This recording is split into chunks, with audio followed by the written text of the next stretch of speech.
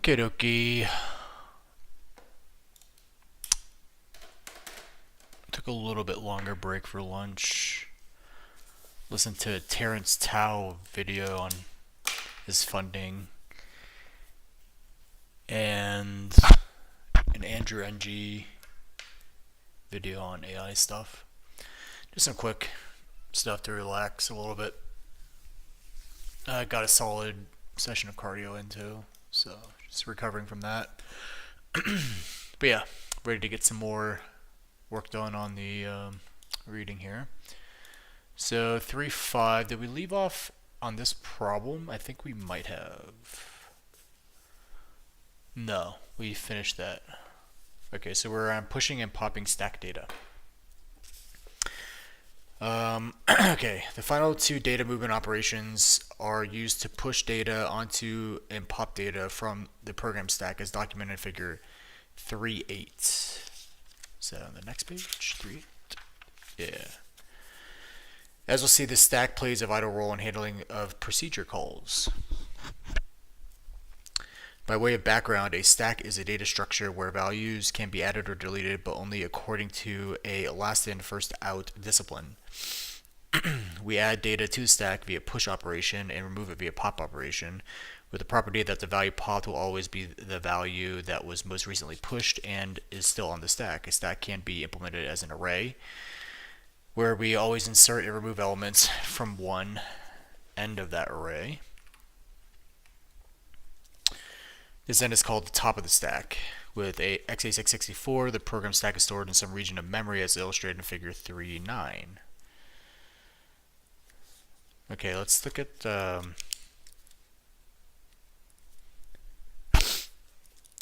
3.8 push and pop instructions. So when I say push S, or push quad word S, it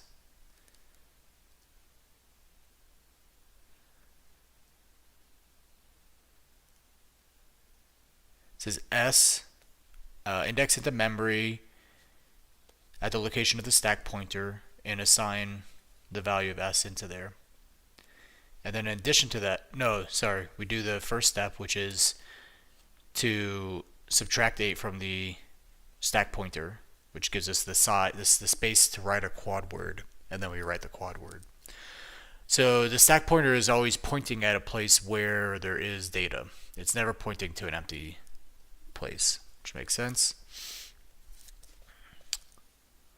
And then pop quad word D. So imagine D is a destination, source and destination. That makes sense.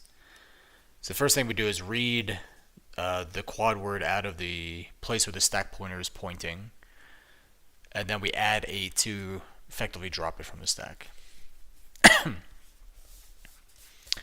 So it's the illustration of stack operation. By convention, we draw stacks upside down so that the top of the stack is shown at bottom. With x86-64, stacks go toward lower addresses, so pushing involves incrementing stack pointer RSP, decrementing the stack pointer RSP and storing to memory, while popping involves reading from memory and incrementing the stack pointer.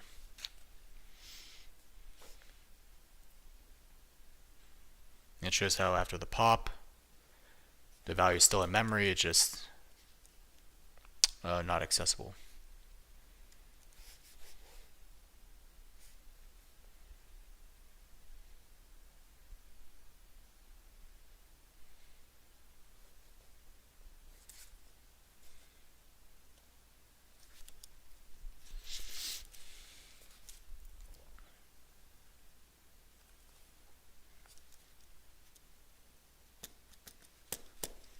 Cool.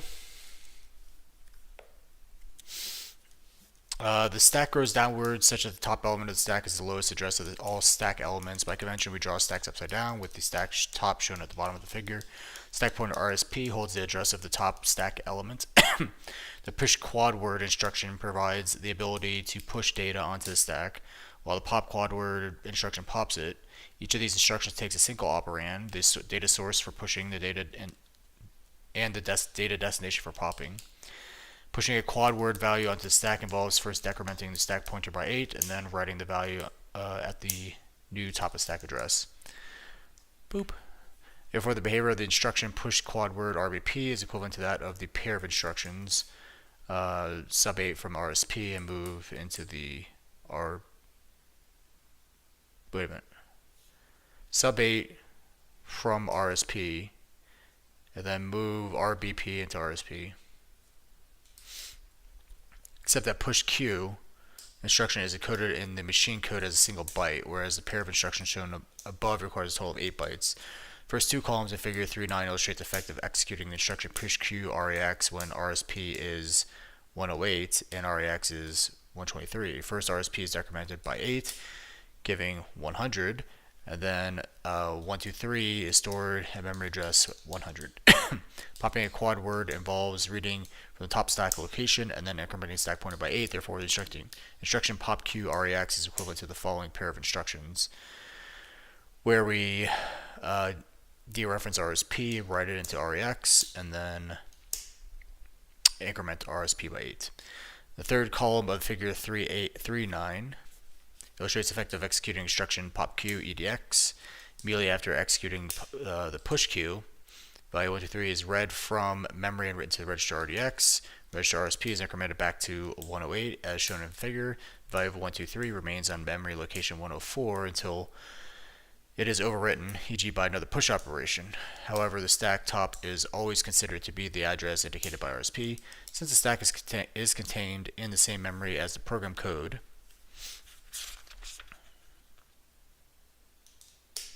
In other forms of program data, programs can access arbitrary positions within the stack using the standard memory addressing methods. For example, assuming the topmost element of the stack is a quad word, the instruction move Q8 RSP RDX, so what is it saying? It says move quad word of RSP plus 8 to RDX. We'll copy the second quad word from the stack to register RDX. Yeah.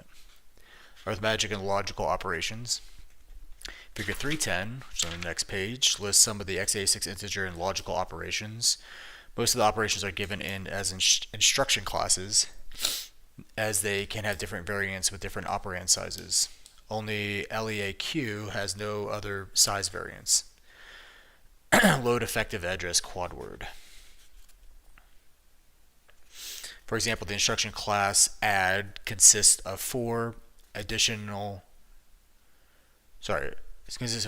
instructions: add B, add W, add L, and add Q, adding bytes, words, double words, and quad words respectively. Indeed, each of the instruction classes shown has instructions for operating on these four different sizes of data. Operations are divided into four groups: load, effective address, unary, binary, and shifts. Binary operations have two operands, while unary operations have one operand.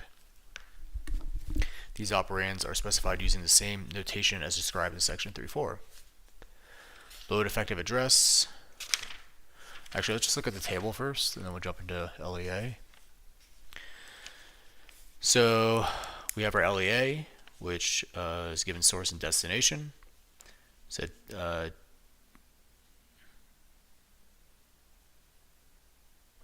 always thought it dereferenced, right?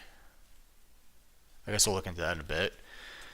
Increment takes D and increments it, decrements it, negate takes a negative in 2's complement. The complement takes the inversion of every bit. And then we have add, which takes source and destination, adds them together and writes the destination. Subtract, multiply, exclusive or, and, everything you would expect. Left shift, left shift. So I guess it's worth looking at the actual opcodes. IMUL, so multiply. Sal, shol, sar, sure. So left shift, left shift. So it's arithmetic versus logical. So shift arithmetic left, shift logical left. I don't know why H is logical. Shift arithmetic right, shift logical right. And I don't know why they have two left shifts if there's only one. They're synonyms for each other. It doesn't make sense. But yeah, integer arithmetic operations load effective address. Instructions commonly used to perform simple arithmetic. The remaining ones are more standard unary and binary operations, we use notation right shift arithmetic and right shift logical to denote arithmetic and logical right shift, respectively. Note the non-intuitive ordering of the operands with ATT format assembly code.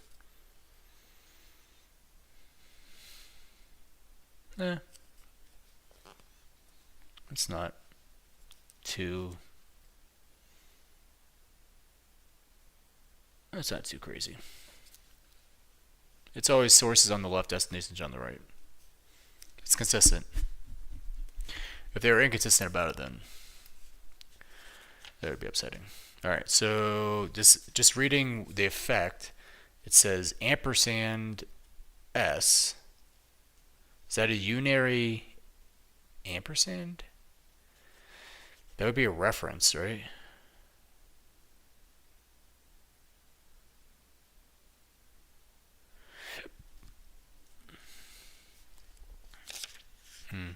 Okay. Well, I guess we'll learn here in a bit.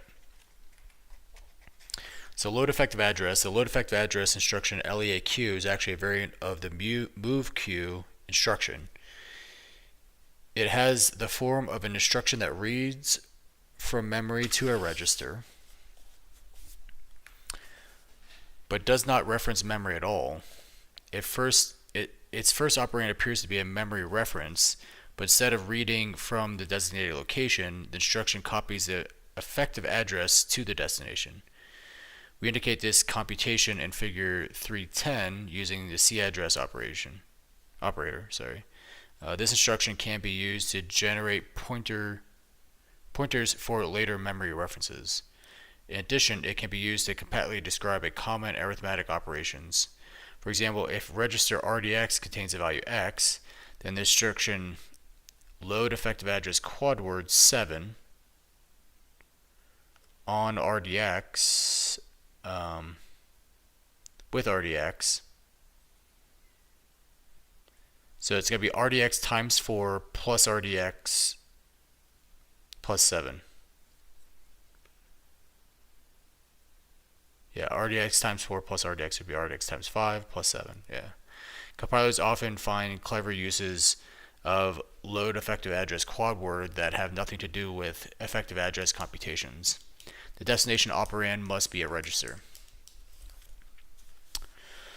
Yay, another practice problem. 3.6. Okay. Let's go here. 3.6. Practice problem. Suppose register RBX, which if I go back to my registers, RBX is a callee saved register. So suppose register, I'm going to close this out because I don't need this anymore. It's in the book.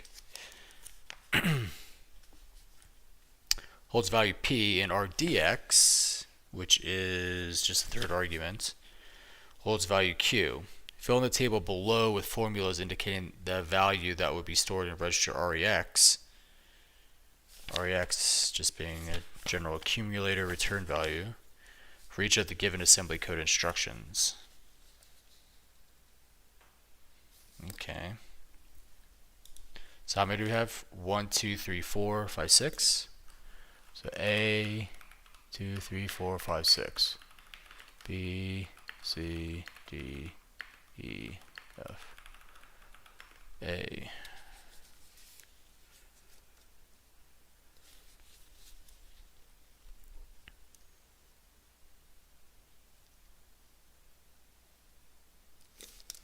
RBX has value P, RDX. So RBX holds value P, and RDX has value Q.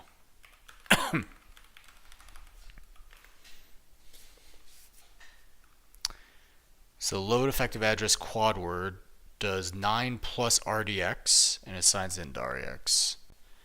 So it'd be 9 plus RDX, which is Q.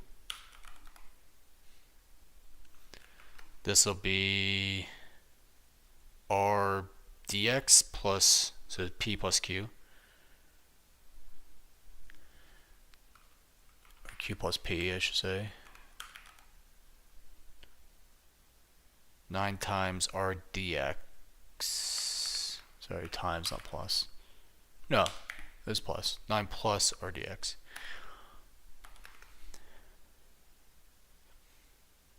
RBX times 3. So 3 RBX, which is P. 3P plus RDX. So that'd be plus Q. So this will be RBX, which is P. And it's going to be 7 times P. Plus RBX, that'd be 8 times P. And then times 2. So that'd be like 16. No, it's plus 2. 7, 8 plus 2. And then this would be RDX, which is Q, times 3 plus E, which would be 14. So that would be, 15 would be F, 16 would be 0, or 1, 0.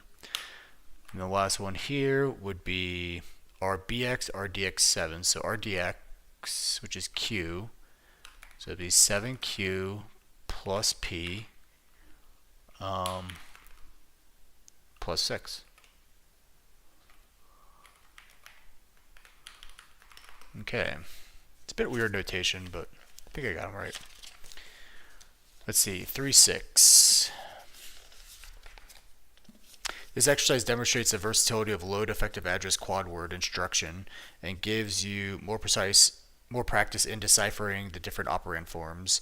Although the operand forms are classified as type memory, in figure 3.3, no memory access occurs. Okay, so 9 plus Q, that's correct. Q plus P, yep. 3P plus Q, yep. 8P plus 2, yep. 14 plus 3Q, yep. 7Q plus P plus 6, yep. Got all of those right. Okay. Continue on from here. Do we have another problem here? Looks like we do. As an illustration of the LEAQ in compiled code, consider the following C program. So we return a long, we scale X, Y, and Z longs. And we just return basically X plus 4 times Y plus 12 times Z. So we're just multiplying two axes.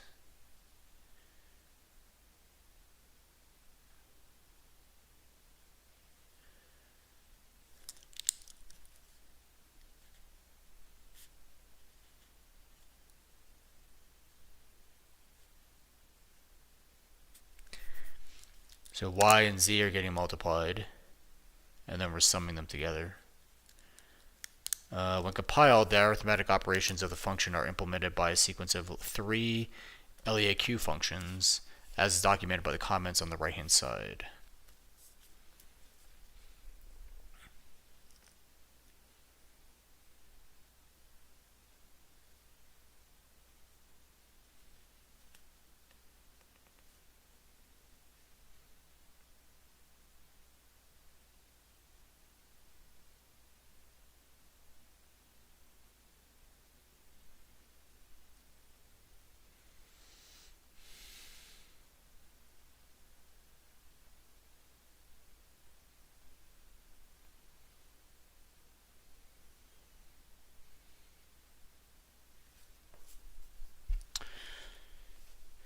The ability of the LEAQ instruction to perform addition and limited forms of multiplication proves useful when compiling simple arithmetic expressions such as this example.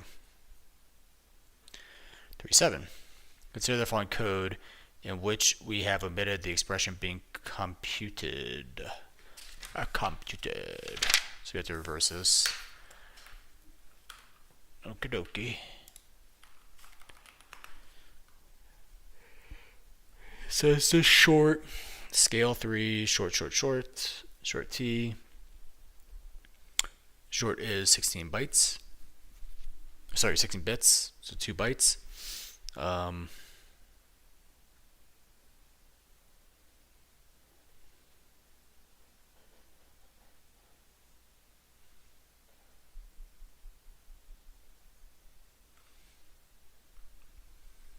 So this is going to be 9 times RSI, which is Y, 10 times. So 10 times Y.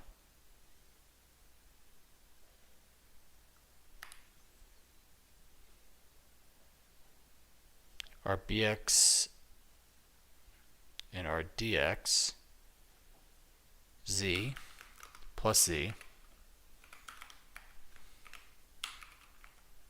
which I don't need the precedence being forced there. And then finally, RBX plus RDI times RSI.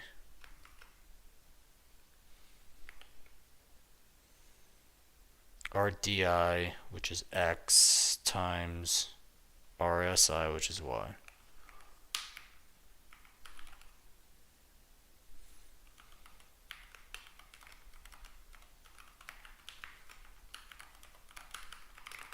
Okay. 3.7. Again, reverse engineering proves to be a useful way to learn the relationship between C code and the generated assembly code. The best way to solve problems of this type is to annotate the lines of assembly code with information about the operation being performed. Here's a sample. From this, it's easy to generate the missing operations. So 10 times Y plus Z plus Y times X, or X times Y, doesn't matter what order, because it is associative. No, it's commutative. Associative is parentheses. Multiplication of integer values is commutative. Okay, so that takes care of that problem. Alright, next page. I'm going to kill this compiler explorer. I'm not using that right now. Unary and binary operations. Operations in the second group are unary operations, with a single operand serving as both source and destination. This operand can be either a register or a memory location. For example, the instruction IncQ RSP causes the 8-byte element on the top of the stack to be incremented. This syntax is reminiscent of the C increment and decrement operators. The third group consists of binary operations, where the second operand is used as both a source and a destination.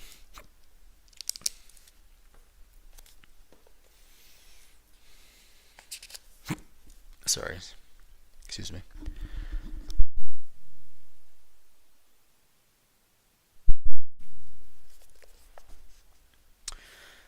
I read that, but I didn't really understand it, so I'm going to reread that. So unary and binary operations. Operations in the second group are unary operations, in which a single operand serving as both source and destination. This operand can be either a register or a memory location. For example, the instruction increment quad word RSP causes the 8-byte element at the top of the stack to be incremented. This syntax is reminiscent of the C++ and decrement minus operators. The third group consists of binary operations, where the second operand is used as both the source and destination.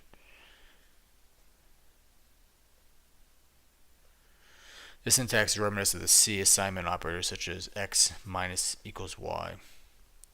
Observe, however, that the source operand is given first as the destination second. And the destination second, yeah. This looks peculiar for non-commutative operations. For example, the instruction subq rax dx. So it'd be rax minus dx assigned into dx. Decrements the register dx by the value in r. So it'd be dx minus rax. Okay. It helps to read the instruction as subtract rax from dx. The first operand can be either an immediate value, a register, or a memory location. The second can either be a register or a memory location. As with the move instruction, the two operands cannot both be memory locations. Note that when the second operand is a memory location, the processor must read the value from memory, perform the operation, and then write back to memory. Hey, we got a practice problem, 3.8. Assume the following values are stored in the indicated memory addresses and registers. Fill in the following table. So he mentioned table, so it means that we have to generate a table. Table. And it's going to be 1, 2, 3, 4, 5, 6, 7 by 3. So let's go ahead and say bam, set size to 7 by 3. Operand will be instruction, value will be destination, and value. So this is going to be, I'm just going to delete all these. I wish there was like a clear button on this. Is there? There's preview. There's no clear. Edit. File. New table. Rows 7. Columns 3. There we go. Instruction, destination, value. So it's going to be add q %rcx. Whoops. Use the Vim mode here. Oh, how did I even do that? Okay. Add q %rcx. And then here %rx. So destination is going to be %rex, and the value is going to be %rex plus %rcx. And if we look at our answer key here, this is down here. This problem gives you a chance to test your understanding of operands and the arithmetic instructions. Instruction sequence is designed so that the result of each instruction does not affect the behavior of subsequent ones. Okay, so we need to reference the table. Destination.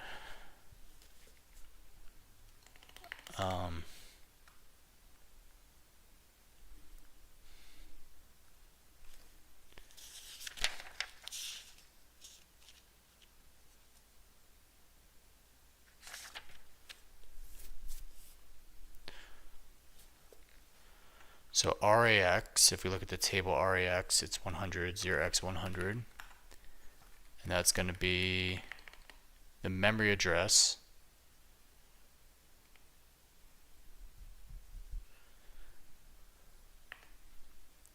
And the value is going to be whatever's in 100, which is FF plus our CX, which is 1.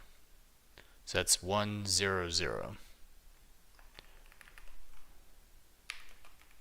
Hey, it's 100 and 100. Okay, so if we go back here, 100 and 100. Okay, great. So I'm on track here. Sub Q %RDX 8 %RAX. So if we look at our RAX, it's going to be 108. 0x 108. The value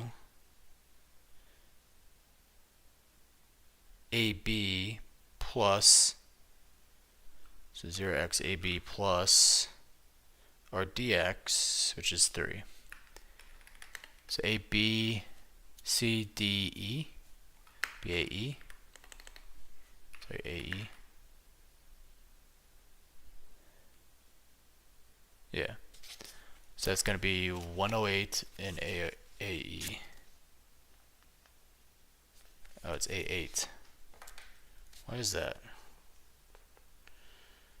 So RAX plus 8 is 108. AB.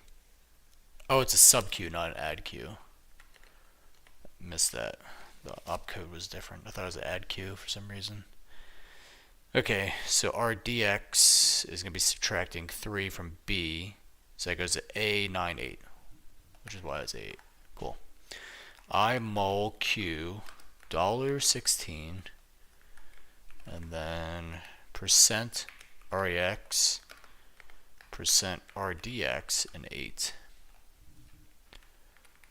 Okay, sorry, I might have messed this up. I mul Q $16, comma, RAX, RDX, 8. Okay, destination is going to be, what is this, RAX, I should do this over here like this. So destination is going to be RDX times 8, so RDX is 3 times 8, 8, 16, 24, 24 plus RAX, well, I'm going to bring this thing back here and say, hey, Python 0x, shit.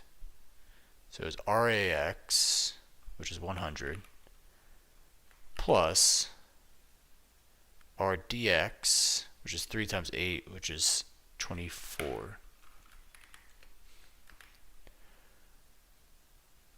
3 times 8, 24, and then we need to convert that back to hex. 118. So that's the 118, and the value is 11, and we're adding 16 to it. So, sorry, the value is hex 11, and we're adding decimal 16. So 0x11 plus 16, and then convert that to hex. 21. Make sure I got, oh no, this is multiplication, shit. So it's still 0x11, but it's times 16. So plus. So it's 0x110. Okay. So that's going to be 118 and 110 on the third one. Yep, that's correct. So next one is inc Q16 percent RAX. So this is going to be increment quad word at 16 plus RAX. So that's 100 plus 16. It's decimal 16. So that's going to be 110, which is going to be 13. 0x13. Sorry, that memory address is 0x110, and we're turning it to 0x14 because it's increment quad word. So it's going from 13 to 14 in hex. So RAX, let's just make sure we do this, 100 plus 16 would be 110. Yeah. Let's make sure that's right. 110 and 14 inc on the fourth one. Yep, it's correct. What's the next one here? 6. This is going to be decrement quad word at percent RCX. So destination is percent RCX, which is, I think, the actual register. Yeah, percent RCX. And the value will be 0. I can just say, I'll say 0x0, why not? Let's make sure I got that right. This is the fifth one. RCX and 0, yep. Alright, last one is sub Q, sub quad word, percent RDX, percent RAX. So we're subtracting RDX from RAX and assigning it to RAX. So RAX is the destination. Our DX and RAX is 100. Our DX is 3. And hex. So FF would be 1. FE would be 2. D. Yeah. Let's make sure I got that right. Rax and FD. Yep. Cool. All right.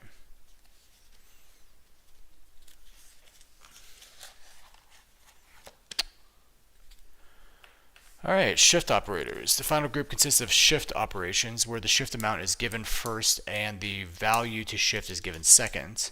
Both arithmetic and logical right shifts are possible. The different shift instructions can specify the shift amount either as an immediate value or with the single byte register CL. And where is CL located at? If we look back here, CL is the fourth argument RCX, first byte of RCX.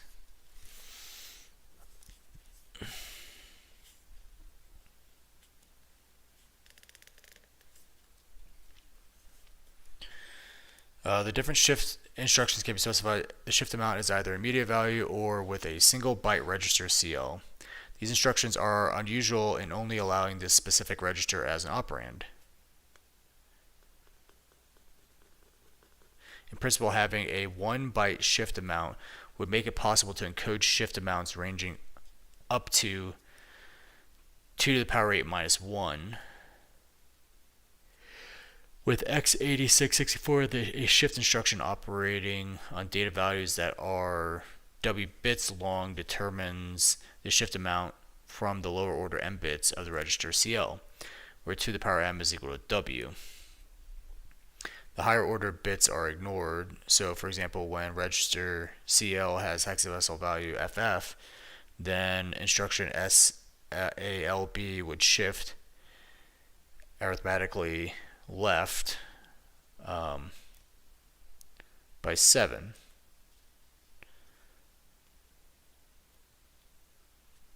While SOL would shift by 15, SOL would shift by 31, SOL Q would shift by 63.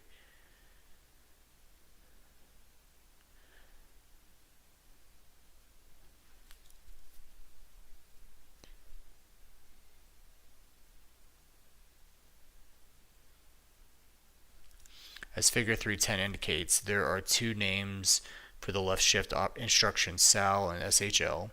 Both have the same effect, filling from the right with zeros. The right shift instruction differ in that SAR performs an arithmetic shift, fills with copies of the sign bit, whereas SHR performs a logical shift filled with zeros. The destination operand of a shift operation can be either a register or memory location. We denote the two different right shift operations in figure 310 as arithmetic and logical. Okay, this is the last practice problem. Then we got discussion, another couple problems, special arithmetic operations, more reading, which is nice, code examples, and then we get into control, condition codes, jump instructions, coding, conditional branches with conditional control,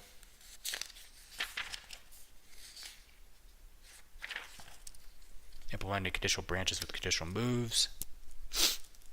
I'm going to take this and do generates, boop, copy to clipboard, and then kill this, kill that, go down here, paste that there.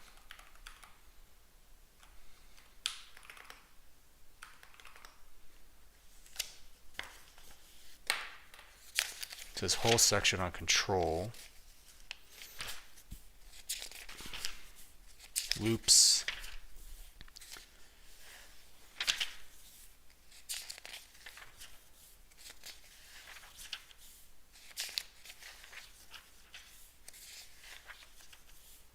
switch statements, procedures, the runtime stack, control transfer, data transfer, local storage on the stack, local storage in registers, recursive procedures, array allocation and access, pointer arithmetic, that's C func.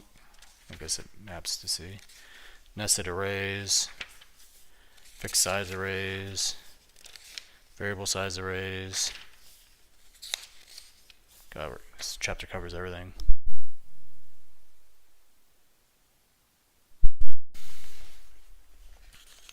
Heterogeneous data structures, unions, and we're going to everything. Data alignment, this is great, love this stuff. Combining control and data in machine level programs, understanding pointers, life in the real world using GDB debugger, out of bounds memory references and buffer overflow,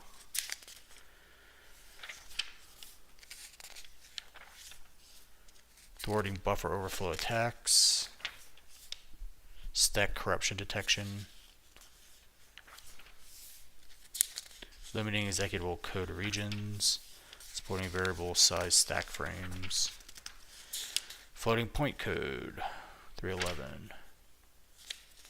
These are all the YMM registers.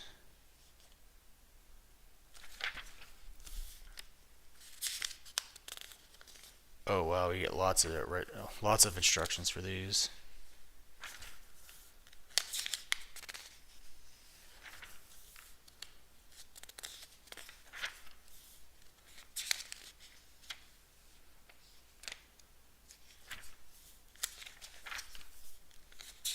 Okay. Quite a lot. That's 116 pages left in this chapter. That's quite a lot. Let's go ahead and kill that. Don't need that anymore.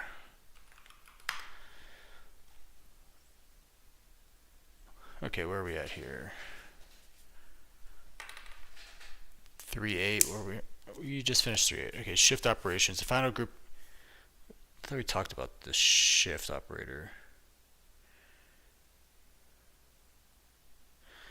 Yeah, I thought we did.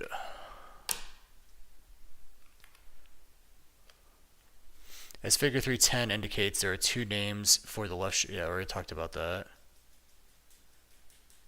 Okay, we're on 3.9 now. This is going to be 3.9. Suppose we want to generate assembly code for the following C function. So we have a C function that takes in two longs, returns a long. The first bit shifts over left by 4, fixed amount, and then bit shifts over right by n, and then we return x. The code that follows is a portion of the assembly code that performs the actual shifts and leaves the final value in register REX.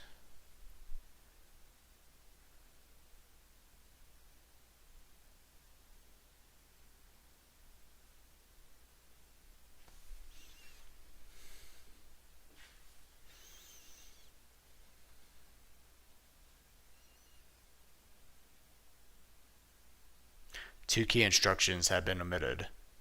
Parameters x and n are stored in registers RDI and RSI respectively.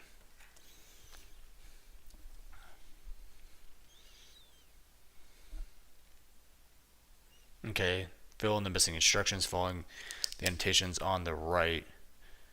The right shift should be performed arithmetically because it's assigned long. So this is going to be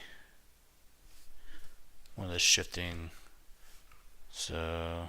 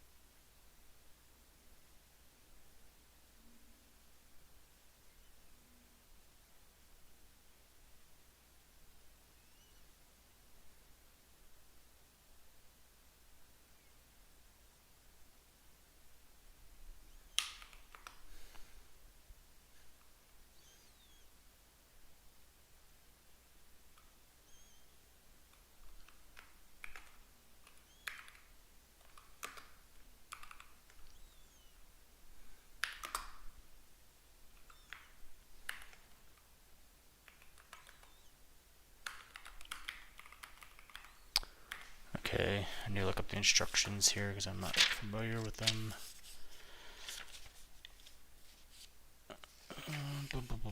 So cell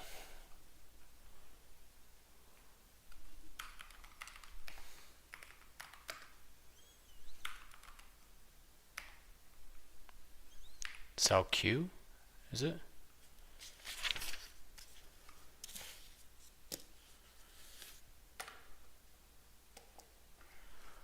Cell Q.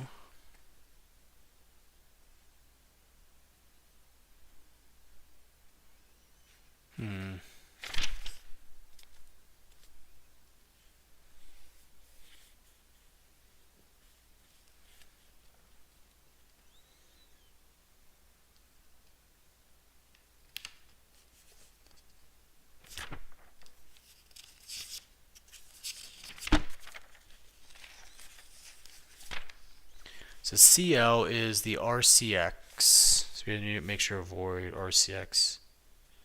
Oh, we don't.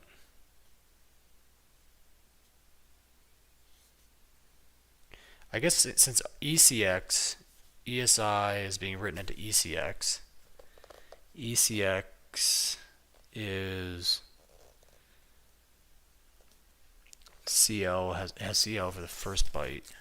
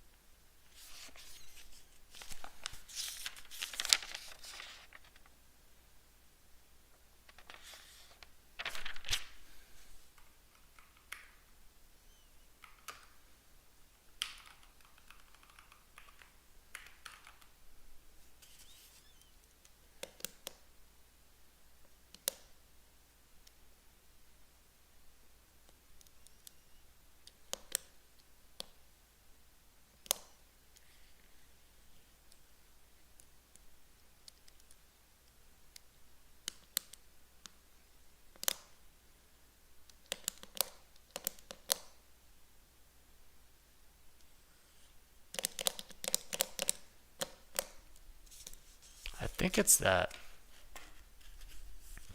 Let's test it. 3.9. This actually gives you a chance to generate a bit of assembly code.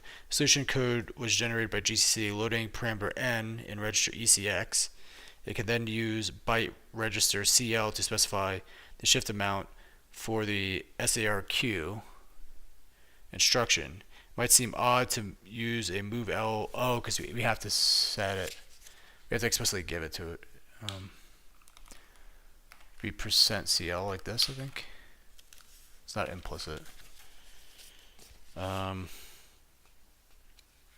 seem odd to use move L instruction given that n is 8 bytes long, but keep in mind that only the least significant byte is required to specify the shift amount. So we do a SALQ for RAX and a SARQ CL RAX. Yep, I got it right. I didn't put spaces around my assembly though. Maybe I should start doing that. Yeah. Okay.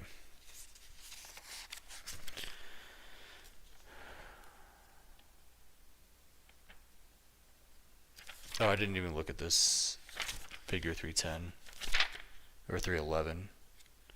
What is it?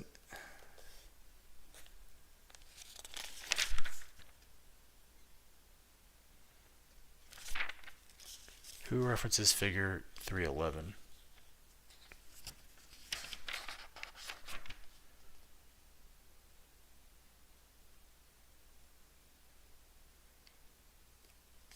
Well, let's go ahead and just look over it. So we have C code, which is arithmetic function, returns a long, takes in 3 longs, x, y, and z. Then has the intermediate local variables, XOR, multiplication, ampersanding with immediate value. and then a T2 minus T3 subtraction. So the first one is XOR between RSI and RDI, and store it in T1.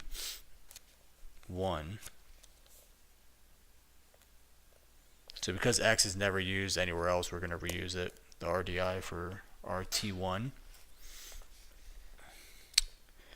then we've got Z times 48, and Z is our DX. So we say 3 times RAX, was it 30 is 10? What's left, 18? Should be 6? 16?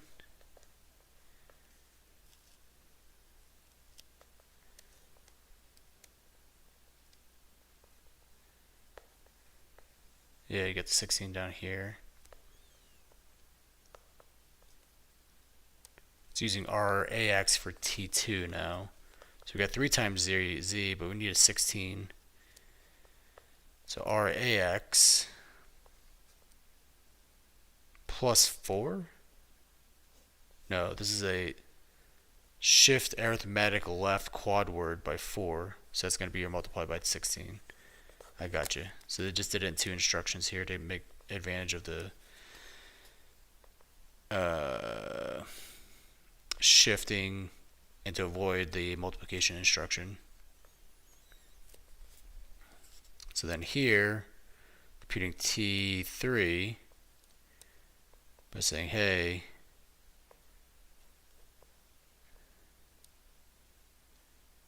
T1, which is the RDI, saying, hey, grab your lower 32 bits and AND them with this constant value and store them in EDI. It's T3. Do our sub-Q between T2 and T3, store it in RAX, and return it. Okay. Discussion. We see that most of the instructions shown in figure 310 can be used for either unsigned or 2's complement arithmetic. Only right shifting requires instructions that differentiate between signed versus unsigned data. This is one of the features that makes 2's complement arithmetic the preferred way to implement signed integer arithmetic.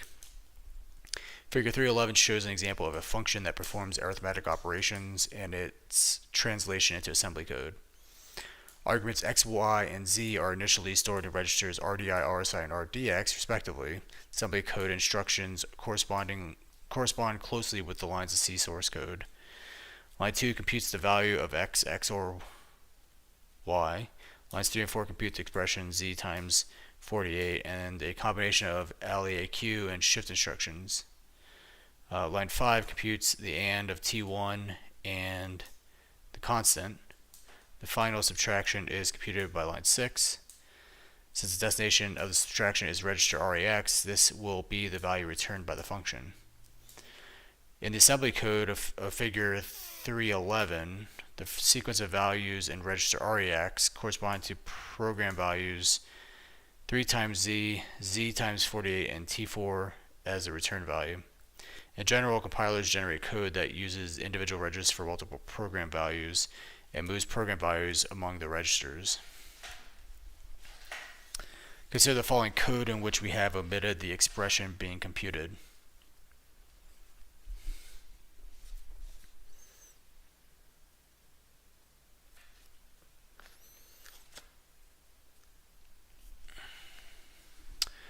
So arithmetic of 3, short x, y, z.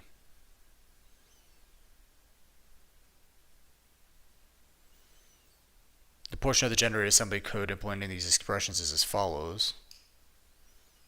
Based on assembly code, fill in the missing portions of the C code. Okay, 310. Oops, please don't do that.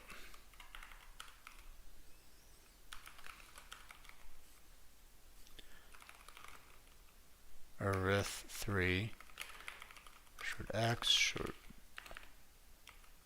y, short Z.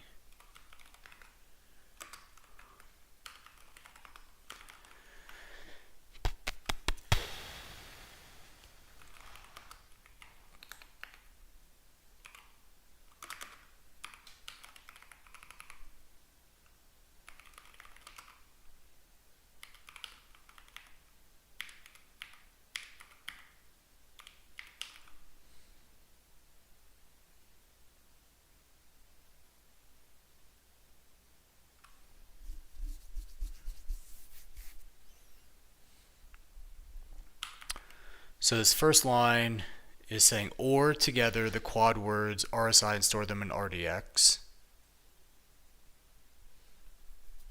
So Z is going to be an or Z. And Z is not going to be used anymore after this. RSI is Y.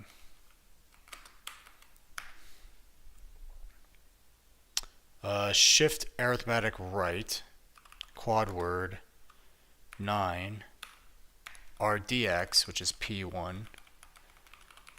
Oops. Not quad word RDX.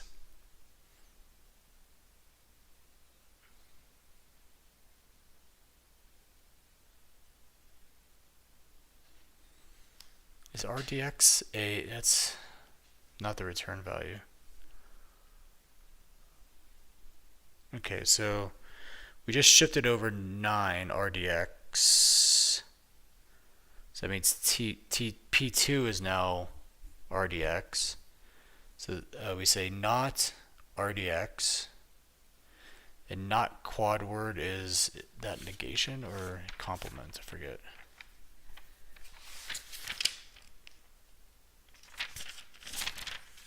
Where are these operators?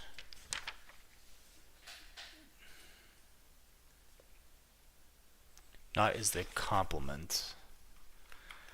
So we say not quad word of RDX, which is now P2, stored in P3.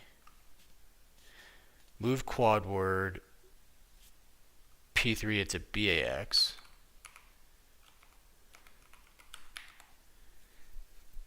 What's BAX?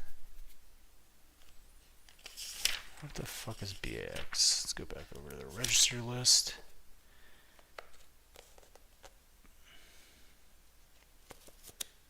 There's BX, but I don't see BAX. What the hell? BAX.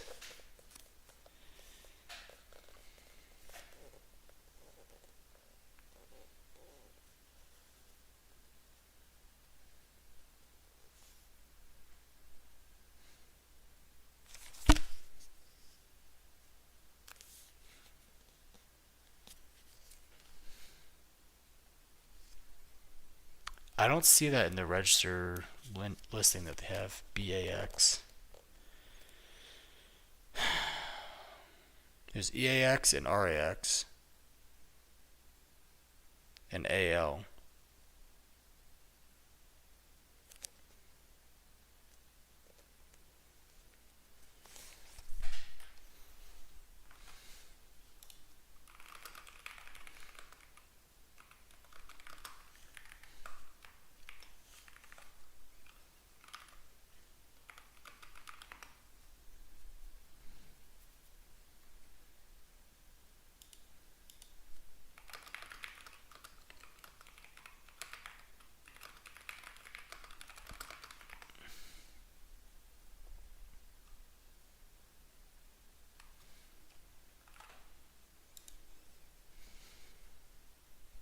Move quad word into BAX.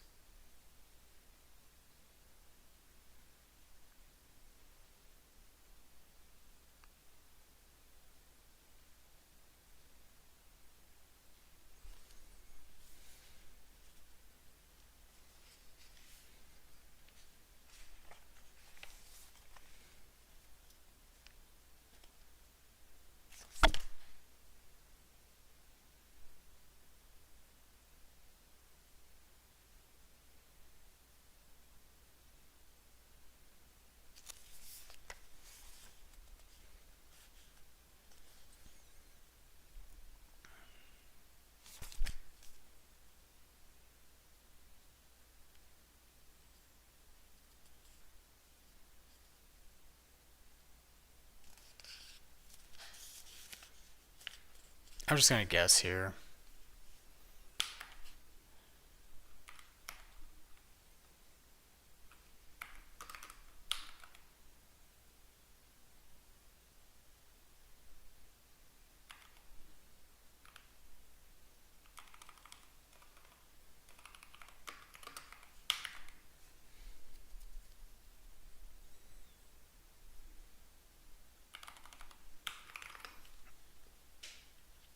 Okay. So this is going to be 310. 310. This problem is fairly straightforward since the assembly code follows the structure of the C code closely. So we got, yep, 9, P2, Y. So I had it right the first time. Y is P3. I thought I did that right. Yeah.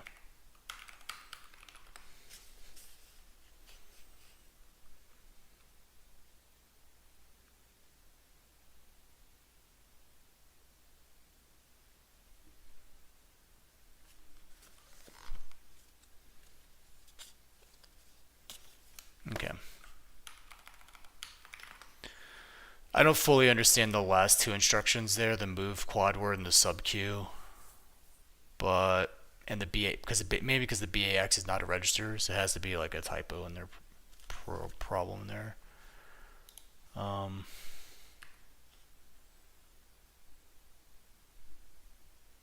Okay, let's do 311.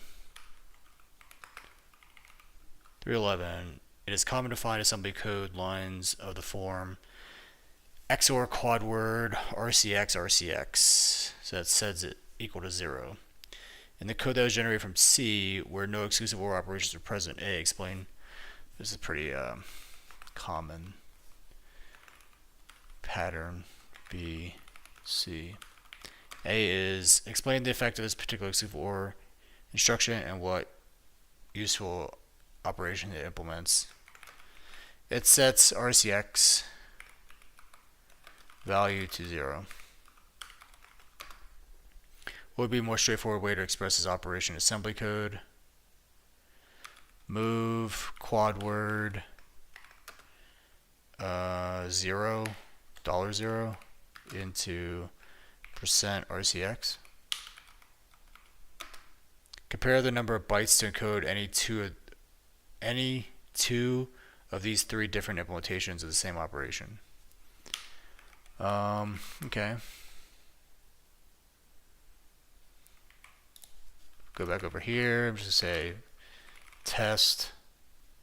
Actually, no, I'm gonna copy test S. This could be 311. Then we're gonna go here, and we're just gonna encode some instructions here for XOR quad word %RCX. %RCX. Sorry, %RCX. And then we could also do move quad word $0 into RCX. What are some other ways to set and it was 0? You can say and quad word $0 RCX.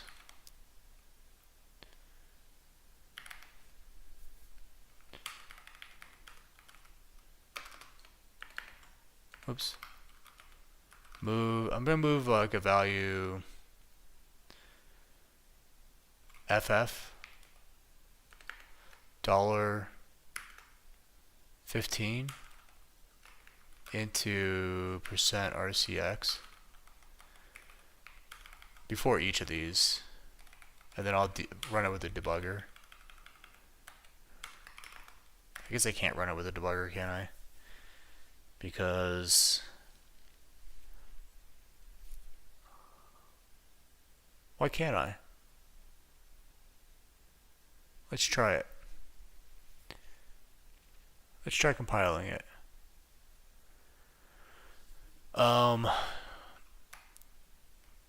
So exclusive OR with itself would set it equal to 0. If you AND it with 0, it's going to set it equal to 0. If you move 0 into it, it'll set it equal to 0.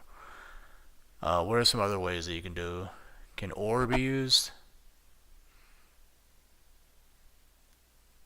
No. OR can only give you ones.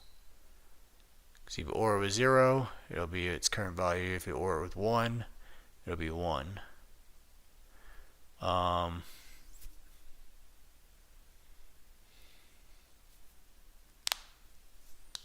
Yeah, we'll leave those. You can right shift it.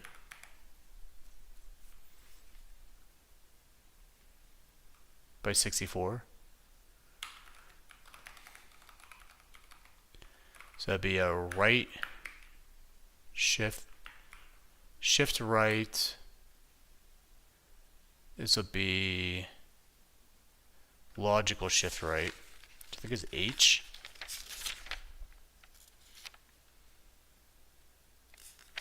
SHR. Quad word. 64 RCX. So there's some different ways to do it. And then I gotta open up my make file now. I have to do this for 11.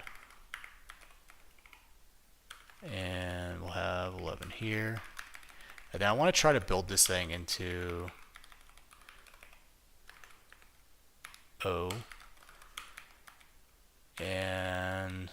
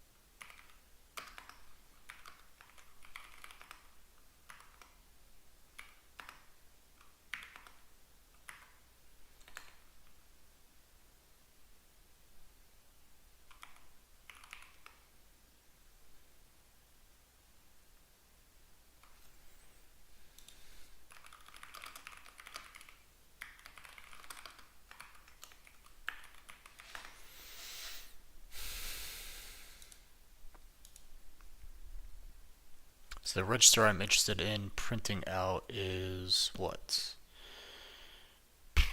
What was the register I was messing with? RCX. Info registers. So RCX is 0 now. I think SI is single step.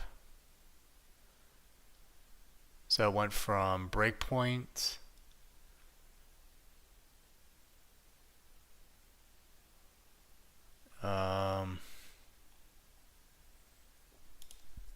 print $RCX.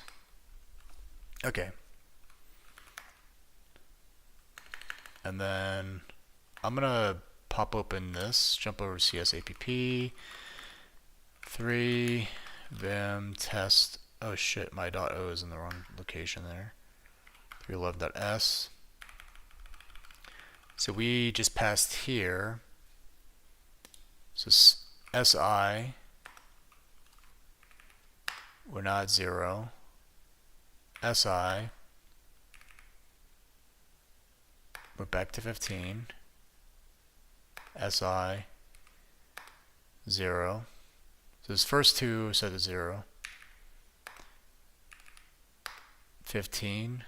So we're on the third one here. 0.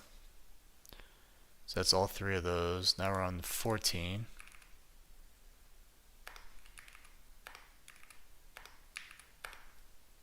Oh, that one didn't work.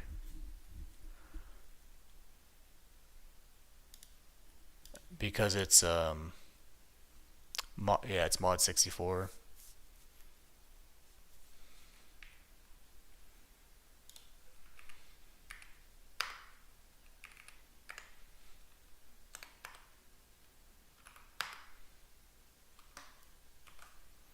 Okay, so this one doesn't work. How many it is to compare the number of bytes to encode any two of these 3 different implementations of the same operation.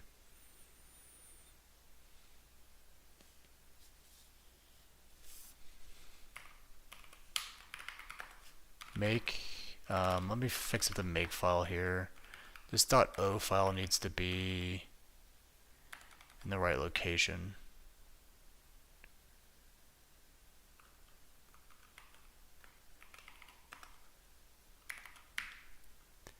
Test 311. Oh, it's this one here.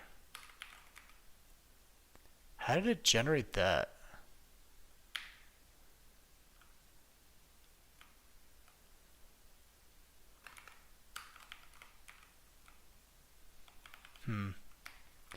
Build that.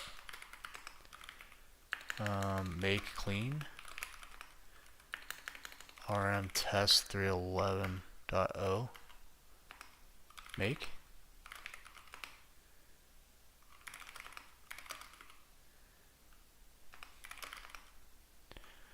Okay, so now we can disassemble. So just obj dump on build test 311.o, and we want to disassemble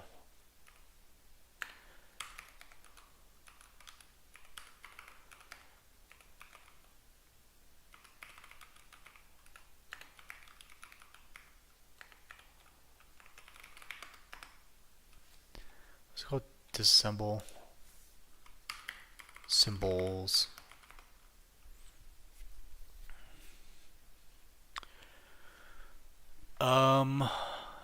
They all went into, oh no, here we go. So it's 3 for that. 1, 2, 3, 4, 5, 6, 7 for that. 4 for that.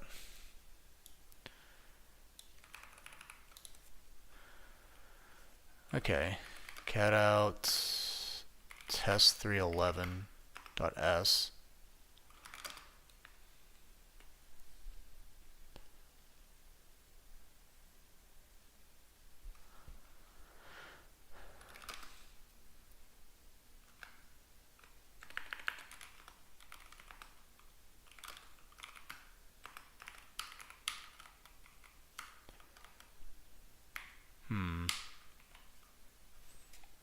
I wanted to copy the disassembly of it.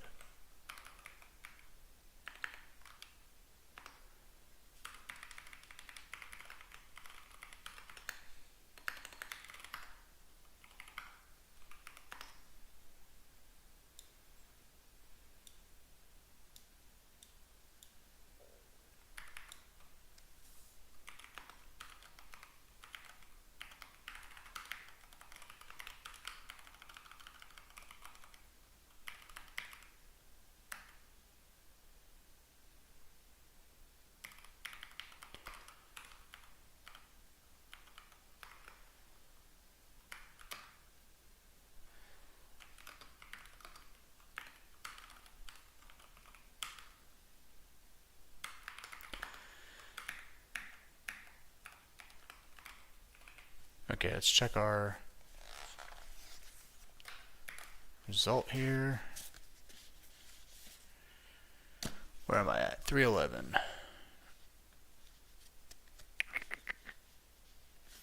This instruction is used to set register RCX to 0, exploiting the property that anything XORed with itself is equal to 0. Corresponding C statement, X is equal to 0. Did I not do the CX?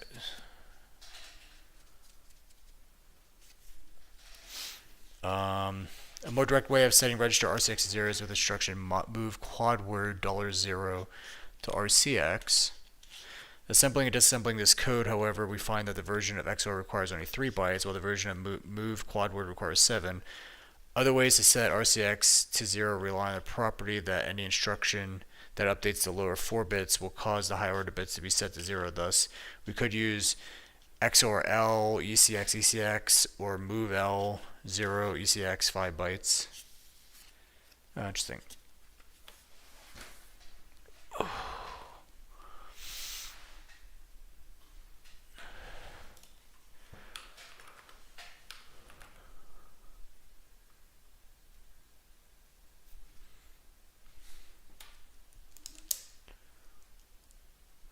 Special arithmetic operations. As we saw in section 2.3, multiplying two 64-bit signed or unsigned integers can yield a product that requires 128 bits to represent. The x86 64 instruction set provides limited support for operations involving 128 or 16-byte numbers.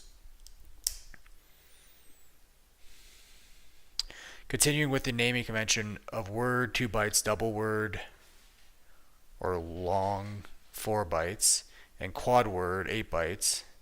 Intel refers to 16-byte quantity as an octaword. Figure 312 describes instructions that support generating the full 128-bit product of two 64-bit numbers, as well as integer division. Okay, so we got our instruction I multiply quad word, which is probably, I know what the I signed. How did I know it was signed? Multiply quad word was unsigned full multiply. So you have the source times the register RAX. There is no second operand, interesting. It's whatever is in RAX. And then you write it into RDX and RAX. So RDX is the overflow. I'm not sure why RDX is the third argument is the overflow, but it is.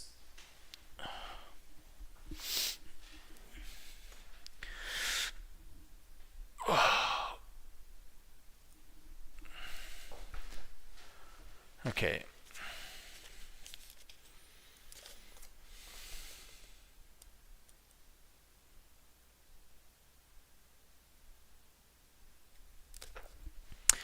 Convert quad to octal word. So it's a sign extend on REX into RDX. Okay. So it works for either. Well, it would only work with signed values. Unsigned values could have a high order bit set, and then the value would be different if you sign extend it.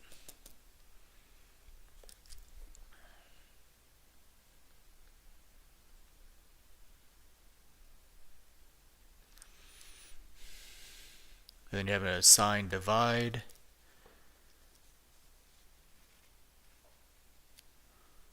Oh, your assign divide gives you the integer division in RAX, and then the mod, which is kind of like the remainder in RDX.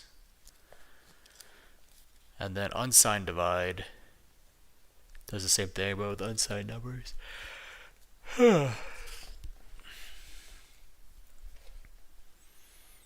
Special arithmetic operations. These operations provide full 128-bit multiplication and division for both signed and unsigned numbers. The pair of registers RDX and RAX are viewed as forming a single 128-bit octal word.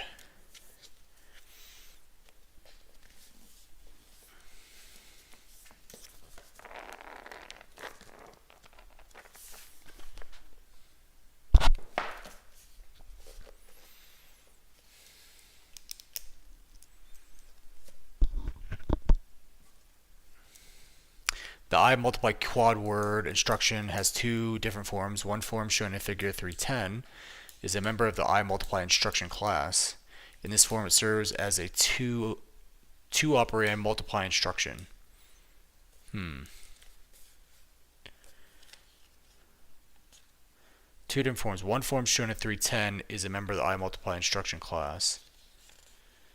In this form, it serves as a two operand multiply instruction, generating 64-bit product from 2-bit operands. It implements the operation describing. So recall that when truncating the product to 64 bits, both unsigned multiply and 2's complement multiply have the same bit level behavior. Additionally, the x86-64 instruction set includes two different one-operand multiply instructions to compute the full 128-bit product of two 64-bit values, one for unsigned and one for 2's complement multiplication.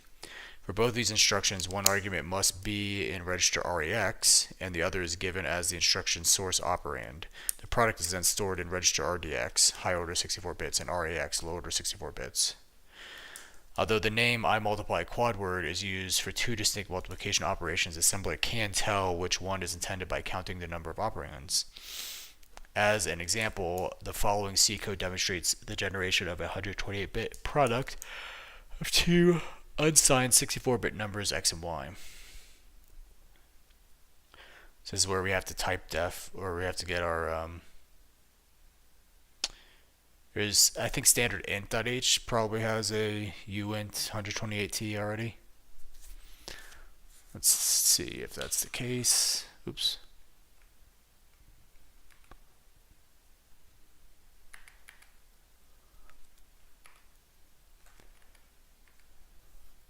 Okay. Let's vim up our just test.c pound include standard int.h, and then we want size, sorry, uint 128t.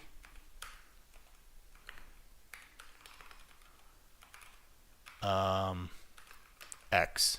We'll just say X. There is no uint. What about uint 64? Okay, so standard int does not have the 128.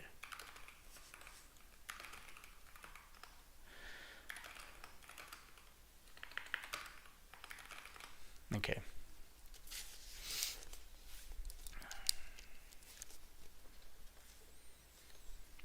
So we type def an unsigned under int 128. It's a uint 128t. And then we say we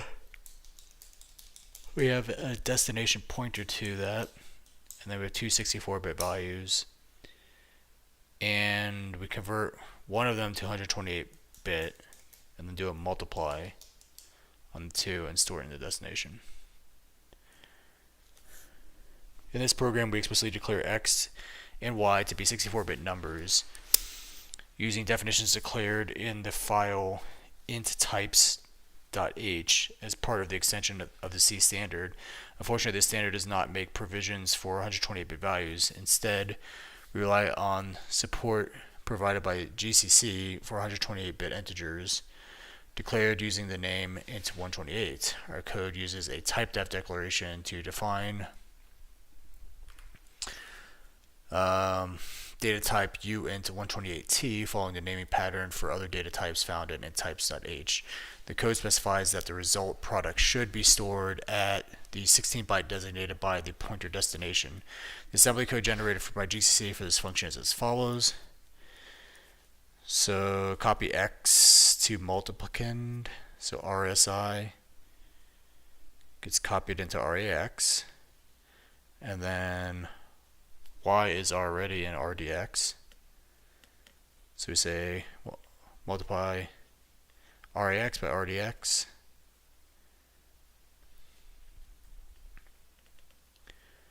Move RAX into RDI.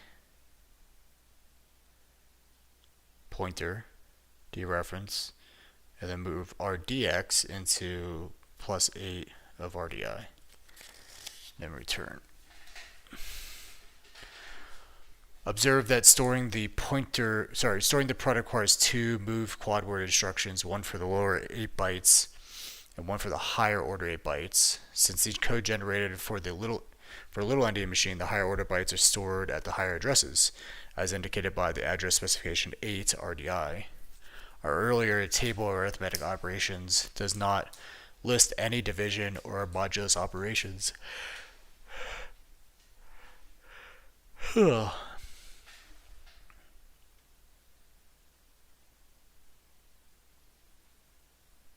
These operations are provided by the single operand divide instruction, similar to the single operand multiply instructions. The sign division instruction IDEL-DIV-L takes as its dividend the 128-bit quantity and registers RDX, higher order bits, and RAX, lower order bits. The divisor is given as the instruction operand. The instruction stores the quotient in register RAX and the remainder in register RDX. For most applications of 64-bit addition, the dividend is given as a 64-bit value.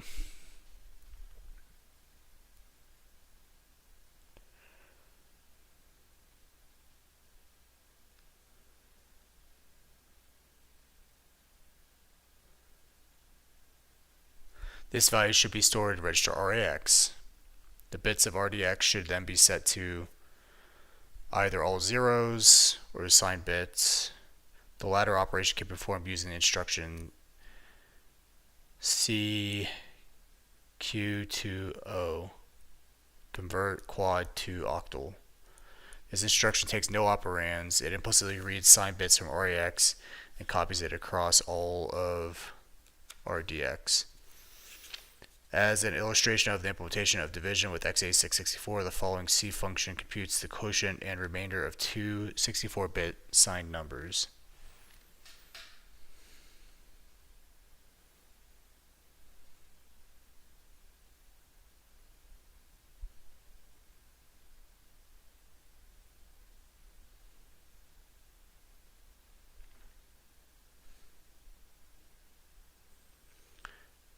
This instruction is called convert quad octal in the Intel documentation, one of the few cases where the AT&TL format name for an instruction does not match the Intel name. Boop.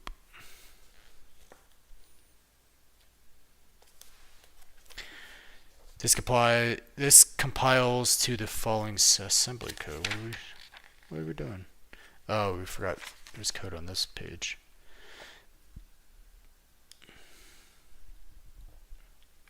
So this code that computes the quotient and the remainder compiles into this code, which is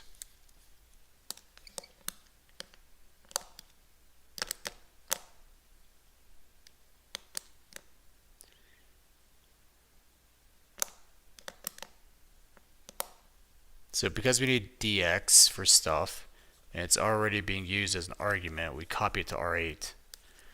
Kind of save it off, and then di we just put in RAX because we're going to convert it to an octal. Sign extend upper 8 bytes of dividend, and then we do an I divide with RSI,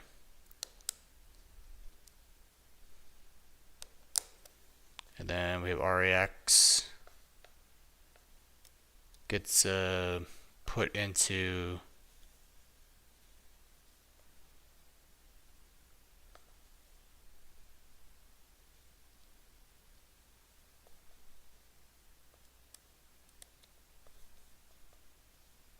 quotient pointer, and the remainder gets put in the remainder pointer, and then we return. In this code, the argument RP must first be saved in a different register, since argument register RDX is required for the division operation. Lines 3 and 4 then prepare the dividend by copying the and sign extending X. Following the division, the quotient in register RX gets stored at QP, while the remainder in register RDX gets stored at RP. Unsigned division makes the use of the divq instruction, typically register RDX set to 0 beforehand.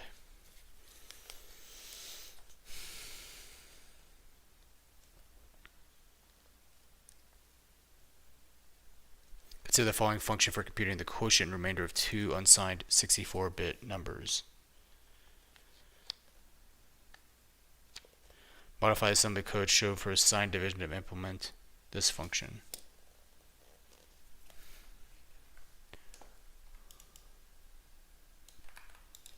Um,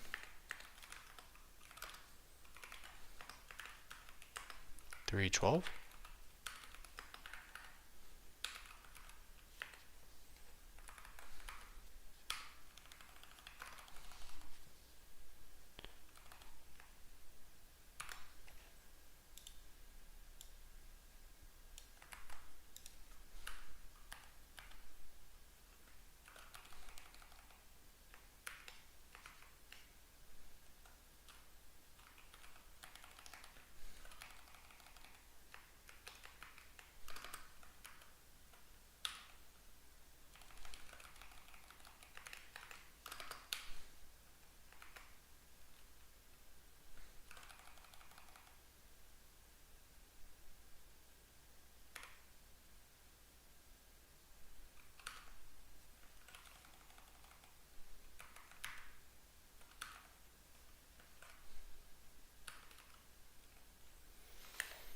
Fuck it. So annoying. So this is move quad word of that. Another move quad word of that. Convert to. I divide. Don't need that. Don't need that. Don't need that. Don't need that. That or that or that. And then we got two more move cues. One here and one here. There we go. So it's saying convert this to make it unsigned, basically. Well, you'll have a divide quad word. Is that the only difference? This is urem div. Urem div.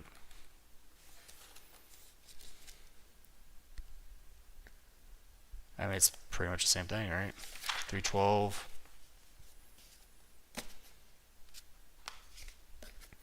We can simply replace. I guess I didn't fully understand why this C2 octal needed to be here.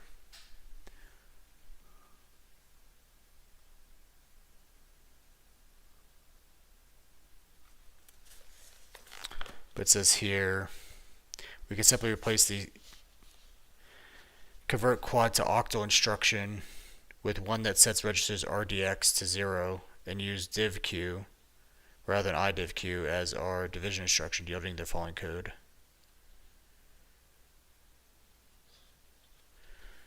Okay, so I missed that conversion. Move Q, sorry, move L, $0 to percent EDX.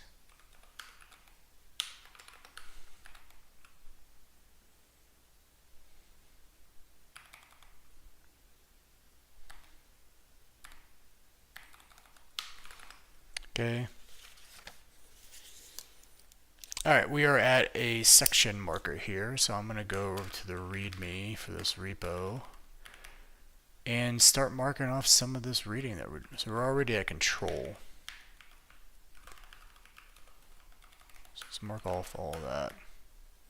We did skip over two things here that I eventually want to come back to. But I'm kind of at a point where I'm not really like wanting to read a lot. So maybe I get a snack here and put on a lecture. Because I was about halfway through the basics. It'd be nice to conclude that and then maybe get into the control. That way, I mean, there's 5 lectures here on this machine level programming stuff. We just got into the control section. It'd be nice to start viewing the lecture just to get a primer for it. So let's go ahead and pull that up here. Actually, I might have that pulled up already. If we go over to 2 here, yeah, this is recitation though. But I can go back maybe here. There we go. basics. And I've listened to half of this at least. Particular byte sequence is a move instruction, and so it will now print out on the screen to say, oh, that was a move instruction. And so it basically reverse engineers from the object code back to the assembly code, or something sort of.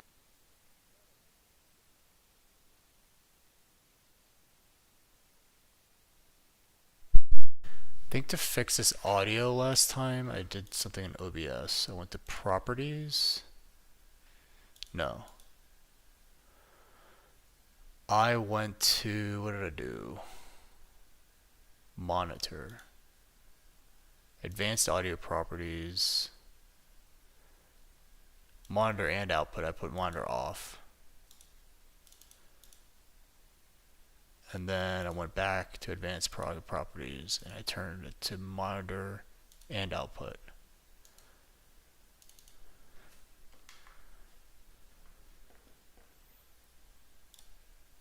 Code, you'll see it lost. What?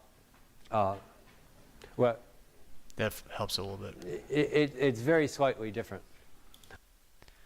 Okay, so before we start listening to that, I'm going to grab some ice for my water and maybe a little sniggety snack because my calories are kind of low today. I got some books delivered too. Maybe I'll grab those from the door. Let's see here. How many calories do I have? Yeah, maybe I'll grab some nuts.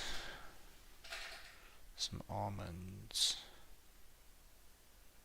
Alright, I'll be right back.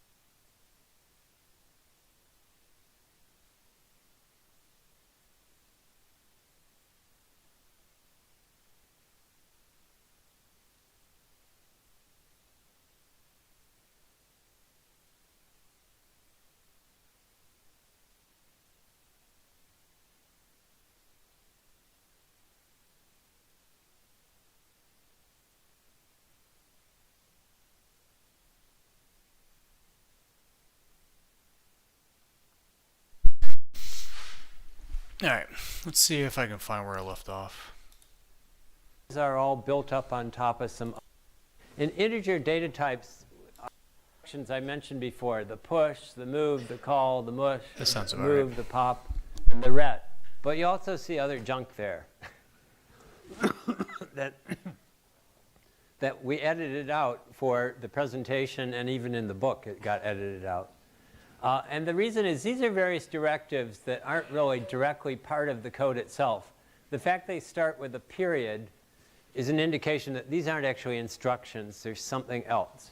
And they all are related to the information that needs to be fed to a debugger for it to be able to locate various parts of the program, and some information for the linker to tell it that this is a globally defined function, and various other things that you don't really need to at least think about initially.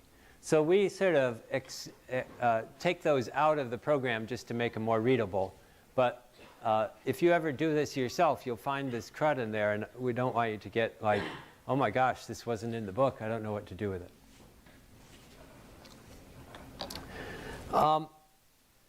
So let's go back.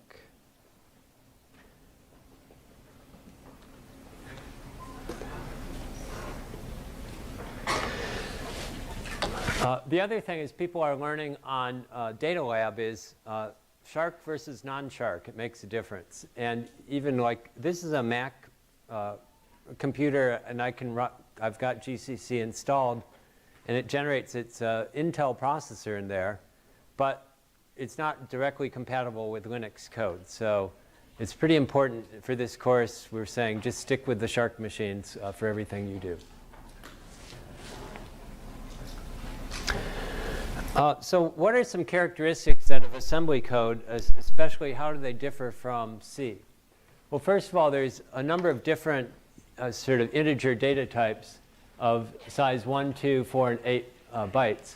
In integer data types, they don't distinguish signed versus unsigned in how it gets stored. And even an address or a pointer is just stored as a number in a computer. And doesn't have any special significance to it.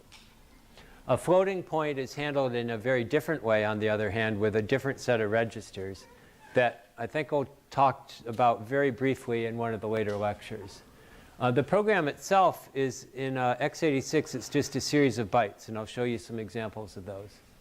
And things like arrays and structs and things that you think of as fundamental data types don't exist at the machine level. They're sort of constructed artificially by the compiler. And later in the course, in these lectures, we'll cross over into how that's actually done as well.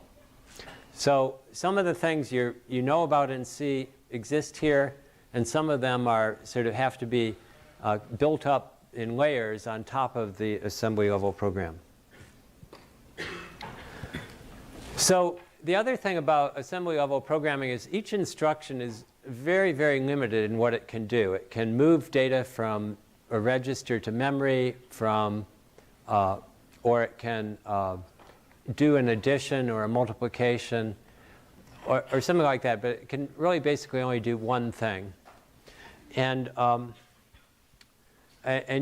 so you have to write a whole, if you were writing it by hand, you'd have to write a whole series of instructions to get anything done. And that's part of the reason why it's really much better to let the compiler do that.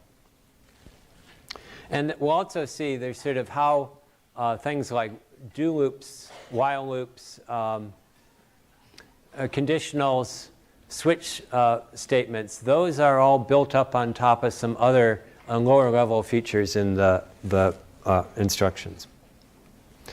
So for this function, sum store, actually it gets encoded by a total of 14 bytes.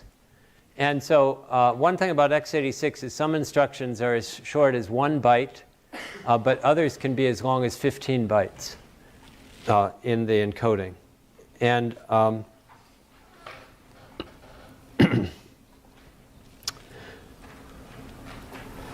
like I said, each instruction really typically only does one thing. So for example, in C, if you say *dest equals t, what that will typically, and not always, but the sort of way to think about that at the machine level is it's t, or some local value, would be typically stored in a register.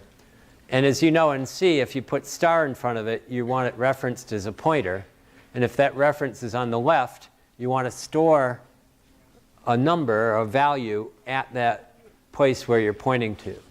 So what would typically happen is dest the actual pointer value would also be stored in a register. Here it's in register RBX.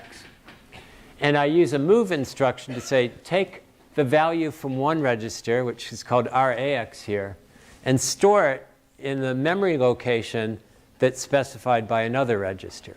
So you see the idea. We'll go into more detail about all these register names and what the parentheses mean, but you get the rough idea that a move instruction is saying, can refer to either a register or a memory location. And the actual object code representation of this is just 3 bytes, where the first byte tells it that it, and we won't even talk much in this course about how the instructions are encoded. Won't generally let programs do that for us. But in this case, it only takes 3 bytes to write that particular instruction. So how can we know that kind of stuff? How can we figure out that level of detail? Well, there's some really useful tools that let you examine machine code even if you don't have a copy of the original C file or even the assembly code file ahead of time. And there's one called a disassembler. So an assembler goes from this text version of instructions to a byte level representation.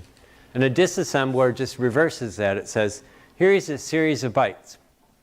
And I, the disassembler, know that this particular byte sequence is a move instruction. And so it will now print out on the screen to say, oh, that was a move instruction. And so it basically reverse engineers from the object code back to the assembly code, or something sort of like the assembly code. You'll see it lost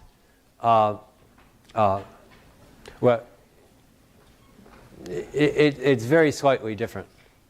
One thing also to notice I should mention about assembly code is all those, all the names I used, all the names of variables are completely lost at the assembly code level, or at the machine code level. Things are they're in registers, they're somewhere in memory. The program has no understanding of your original source code at that level. And so the disassembled is just a way to go backward. And you can do that yourself, and you'll find that useful in various contexts to do that yourself. Things kind of monkeying around me. So if I compile the sum program,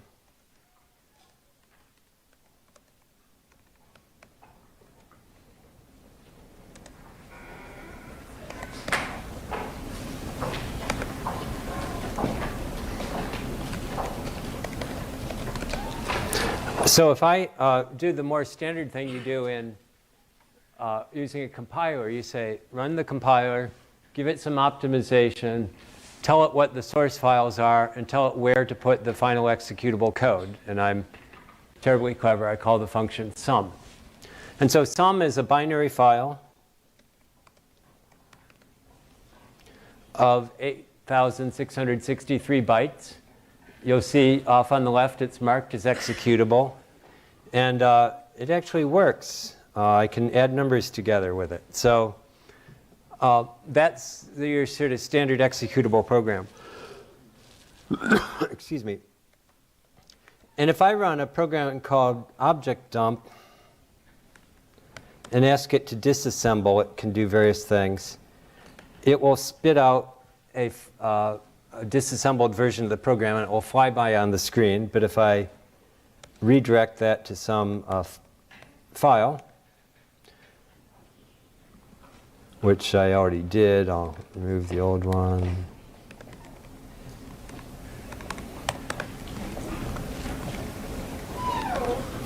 And now I look at that.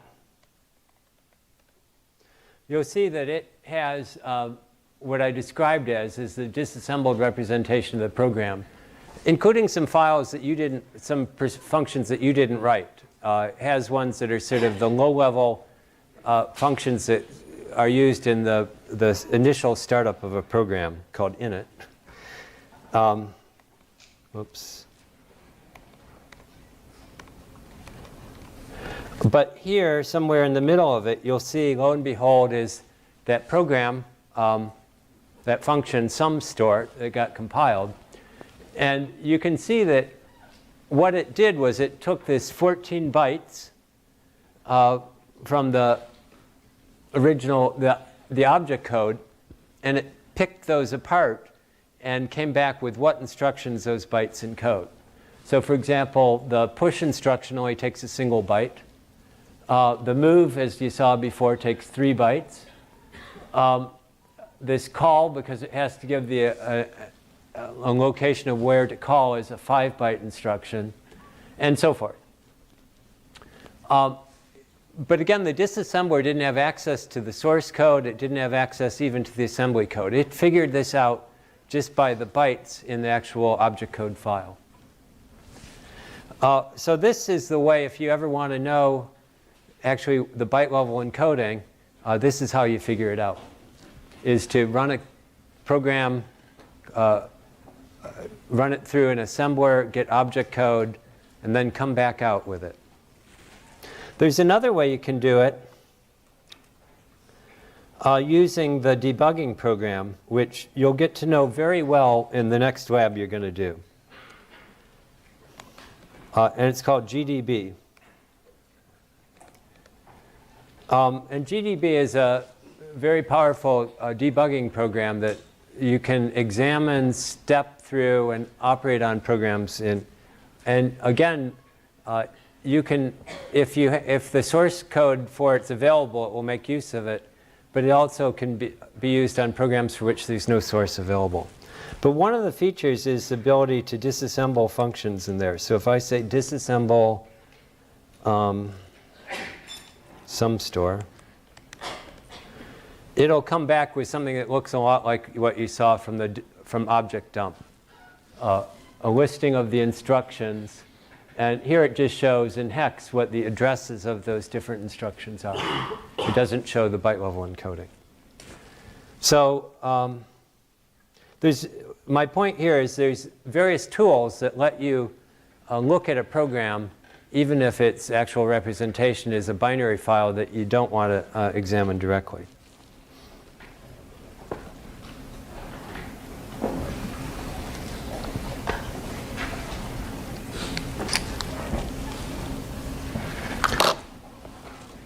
Let me just plug this in.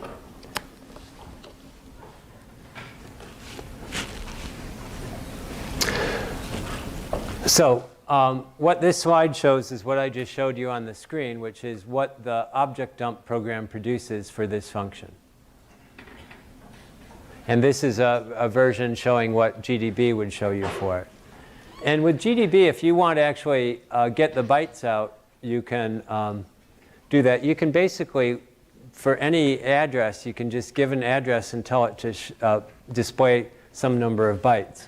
And so this rather cryptic command to GDB says examine 14 bytes in hex format, starting at the address of the function sum store.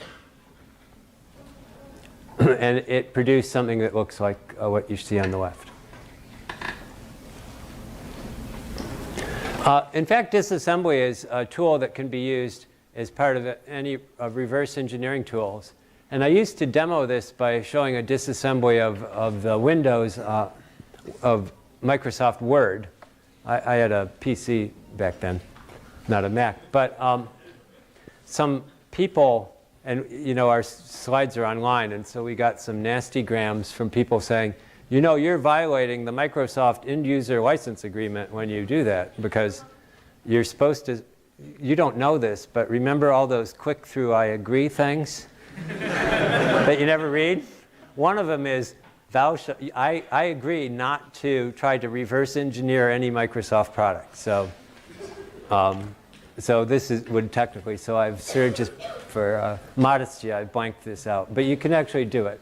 If you can find where the file is, it's sort of obscure where the actual executable files of an application are. My point is that Word, like any other application you run, is just an executable file, and that executable file is just a bunch of bytes that encode instructions. Okay, so let's go a little bit further into this assembly level programming business. So I keep talking about registers. And x86-64 has this totally quirky set of registers. And it's a reflection, again, of this sort of evolutionary history to it. But you'll see that there's 16 registers that you can use to hold integers and pointers. And some of them have these sort of alphabetic names, and some of them have numeric names. I'll show you why in a minute. And also, for each register, if you use the sort of %R name of it, you'll get 64 bits. But if you use the %E version of it, you'll get 32 bits. And what you'll find in programs that manipulate long ints, you'll see the use of R. And if they're just ints, 32-bit things, you'll see code saying %E. So you'll see both of these show up. And it's fairly important to remember that the %E version is just the low order 32 bits of a larger %R entity. And in fact, it goes beyond that. You can also reference the lower order 16 bits and the lower order 1 byte. 2 bytes and 1 byte within each of these registers as well. But again, think of these as like named locations where you can store values and you can retrieve values from them. And you have to, I'm sort of personifying machine level programming here, not you personally. We'll actually have to explicitly name those registers for the most part to say where things should go, where they should come out of. It's not like a memory where you just give a number to tell where to look for. You could compute a number. They're actually, each one is identified separately. So just as a little bit of history, with IA32, so back, we just talked about there being 8 registers, all the %E versions. And one of the changes that went from IA32 to x86-64 was to double the number of registers. And by the way, this is a really helpful thing because it was very frustrating how few registers there were in the old IA32 machines. And then as I mentioned, you could actually, in the old machine, refer to the low order 16 bytes of these registers, and that was a legacy from the 8086 days. And within the first 4, you could even refer to the individual 2 low order bytes in those. So nowadays, you can actually get to the low order byte of all of them, and we just sort of that's covered in the book, actually. We don't talk about how you can get to these bytes because that's really a legacy from back before the 8086 was one called the 8080, which was an 8-byte machine. So anyways, you can see then how you got from this kind of weird state of affairs to the even weirder state that we are in today, where some of them have names and some of them have numbers. And those names, by the way, had a reason back in ancient days. They had very specific purposes, and so they were given names that sort of reflected those purposes. So EAX, which is accumulate, CX is a counter, DX is data, BS is base, SI is source index, DI is destination index. Okay. That all went away years and years ago. And so now these names are just legacy names that have nothing to do with their purpose. Now I should mention there's one special register nowadays, as shown in pink here, and that's called the stack pointer. And that register, you don't just use any old way you please. It has a very specific purpose. And all the other registers, there's some that are slightly different than the other, but for the most part, they're all usable for holding program data. Back in the IE32 days, there was a register called the base pointer that also got used for procedures, but that no longer gets used anymore either, at least not usually. So anyways, I don't want to spend a lot of time on historic legacy stuff and have you memorize what feature was added in what model of processor, but just in case you're wondering why there's these weird names for these things, just so you appreciate the fact that this is a legacy thing. Okay, so now we can think of it then that there's 8 registers with names, and there's 8 registers that are indicated by some number. And let's look at some of the instructions that operate on those registers. And there's sort of 3 different, the move instruction in x86 is actually, can do a lot of things. Because it can take different types of information, or what they call operands. So the source is where you're copying from the source to the destination. The source can be what's called immediate. It's actually a number that's baked into the program that you want to copy into some other location. A register we've talked about as one of these specially named memory locations. And memory is the array of bytes that you have to specify what's the address that you're either reading from if it's the source, or you're writing to if it's the destination. And so the move instruction gives you all these possibilities. An immediate value can be written to a register or directly to memory. A register value can be copied to another register or written to memory. Or you can take a value from memory, read it from memory, and copy it to a register. So if you think of, wait, shouldn't there be 9 different combinations here? Well, no, because it doesn't make sense to have an immediate value as a destination, right? It's a constant. And also, just for sort of the sake of convenience for the hardware designers, it doesn't let you directly copy from one memory location to another. What you have to do is use 2 instructions. One to copy from memory, to read it from memory, copy it to a register.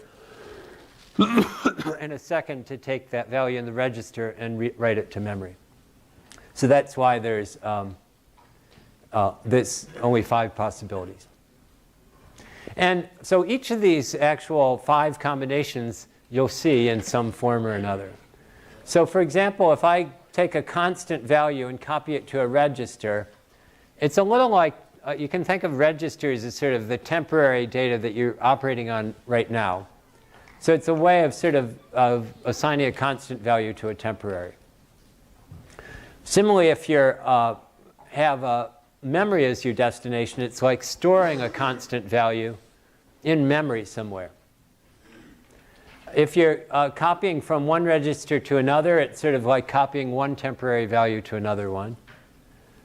Register to memory, it's as if it's sort of like storing to an address, so a pointer dereference where the pointer is on the left side, the dereference. And memory to register is the opposite. It's you're reading from some location into a temporary position. So these, you'll see all 5 versions get used in some form or another. So now let's talk about how we write these pointers, how we specify either a source or a destination for a memory reference. And you already saw one version of this, in fact, in some of the code. When you put the name of a register in parentheses, that's just saying use this register, whatever is in that, that's an address. And use that address to reference some memory location. And so you'll see something like this is the equivalent of dereferencing a pointer and putting it in a temporary. You're also allowed to do a little bit of arithmetic to derive an address from some collection of registers and other constant values. So if you see a number, it's called the displacement, D. In front of this parentheses, it means to offset, not use the address that's in the register, but add or subtract some number from it to get an address that's just slightly off of it by some fixed amount. And that we'll see is fairly useful for accessing different data structures. So here's an example of a very simple function that we can understand everything about it already because we know what the move instruction does. And that's the sort of classic swapping of two values that are stored in memory. So my arguments are two pointers called xp and yp. And I'm going to dereference those pointers. I'm going to read from memory into registers. And then I'm going to copy back to memory, but reversing the two destinations. And so, as you can imagine, it lines up to be 4 move instructions that correspond to these 4 references. And the final one, we'll learn more about functions and how they're called, but just think of the ret as it returns from wherever the calling position was. And so let's look at more detail at the actual code then. And so it turns out with the x86-64, the arguments always come in some specific registers. And the ones to remember for today is RDI will be the first argument register and RSI will be the second argument register. There can be up to 6 of these, and we'll go into more of that later. So those two registers represent the values of XP and YP. Those are set before the function is actually begins executing. That's set by the part of the code that calls this function. And those will be pointers. So what they are is they contain addresses that specify locations in memory. And then within the code, the compiler just came up with its own ideas of how to use different registers for temporary data by whatever what's known as the register allocation algorithm it uses. And we don't really care. We just want to, what we'll want to do is figure out what it's doing. And we'll see that a register RAX is being used to hold the value T0 and RDX the value T1. So let's get actually concrete here. And this is very detailed, but I think it's important that you understand sort of you can almost simulate the execution of some instructions by yourself. You're going to really have to know this stuff. So what each of these instructions is doing and how it works, and really have that wired into you pretty well. So let's make up an example. Let's imagine that the two addresses that are used for these two pointers are in hex 120 and 100. By the way, those would not be typical addresses. They're way too small a number, but it's much easier to use them as an illustration. And let's suppose that one of them held the value 1, 2, 3, and the other 4, 5, 6. So the first instruction says, use RDI as an address, copy from that memory location, and store the result in register RAX. So RDI is 120. I'll read from that address. I'll read the value 123 and store it in register RAX. These are all, by the way, 8-byte values. And I'm just sort of glossing over that part of it. But the Q refers to what in Intel terminology is a quad word. A word, because it goes back to the 8086, is 16 bits, 2 bytes. A long word is 32 bits, and a quad word is 64 bits. That's just their terminology, and we're stuck with it. OK, so that one instruction had that effect. The second instruction does the same thing, but using RSI, which holds 100 as an address, and so it copies 456 into RDX. And then the third instruction is writing back to memory. So its source is register RDX, The destination has the address of RDI, which is 120, and it's storing that back in memory. And finally, this fourth instruction does the other part of the write. So you see these 4 instructions, 2 read from memory into registers, 2 of them wrote from registers back to memory, and that's the whole function. And you can see it, this move instruction is doing all the work here. So we've shown that example just showed this very simple memory referencing that's designated by the parentheses. And as I mentioned, you can do a version where you put a displacement there too. And in fact, there's a much more elaborate form, and we'll see that this is useful for implementing array references, where there can be actually 2 registers involved.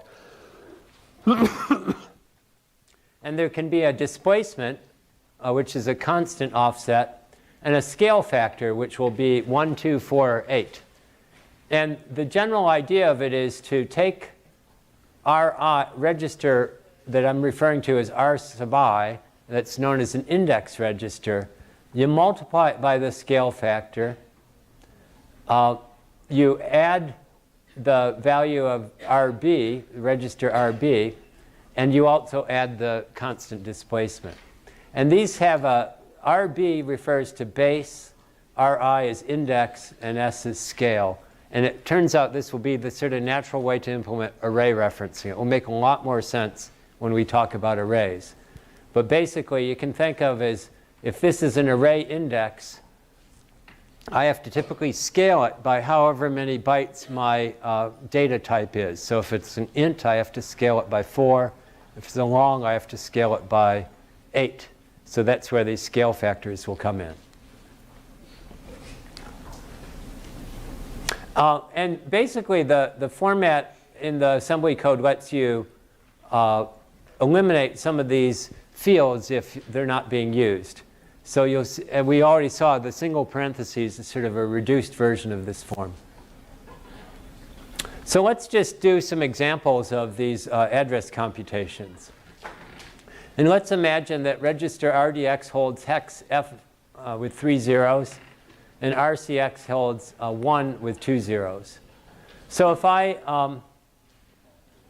rather than doing one at a time, you can see each of these. I'm taking RDX, which is F with 3 zeros, adding 8, and so that's F008. Here I'm adding together registers RDX and RCX, and that gives me F100. I'm doing the same here, except that I'm scaling RCX by 4. So 4 times 100 is 400, and I'm adding that to F. And here I'm taking RDX, which is F0 with 3 zeros.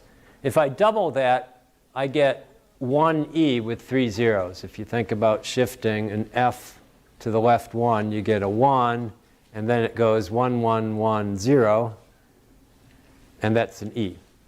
Okay? And then I'm adding this displacement of 8, 0 to it.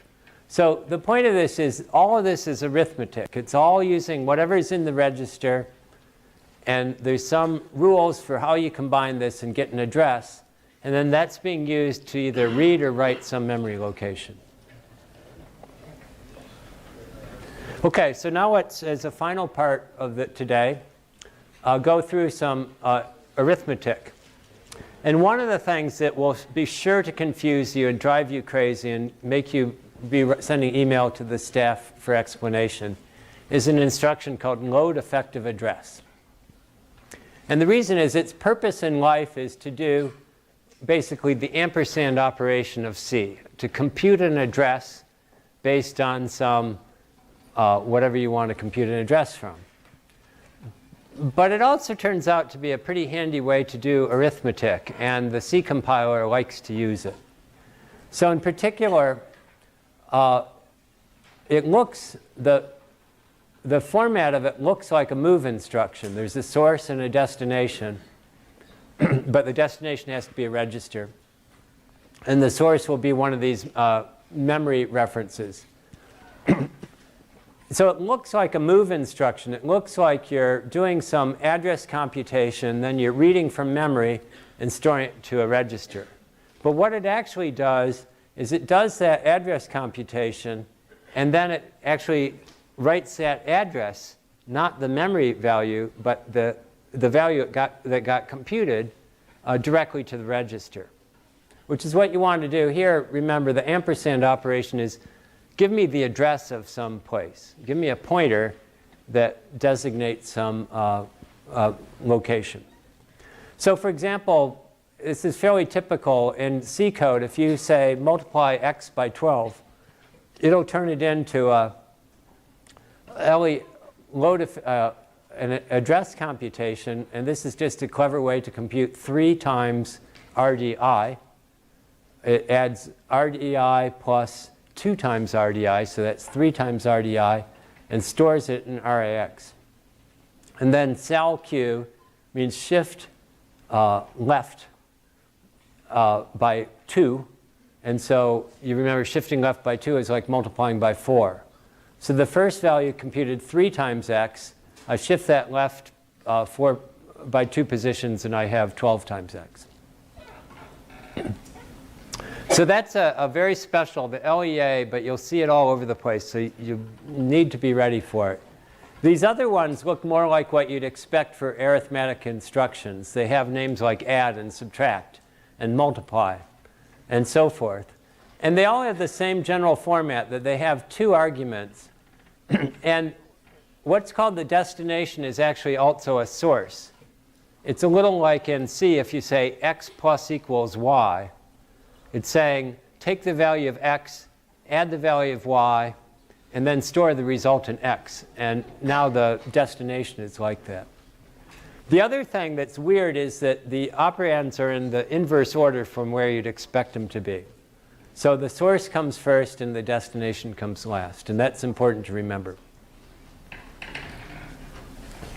And other thing you'll see that there's nothing special here, whether it's except that this is a arithmetic shift and this is a logical shift, of whether it's a signed or unsigned value, because you remember the bit level behavior of these 2 instructions is the same.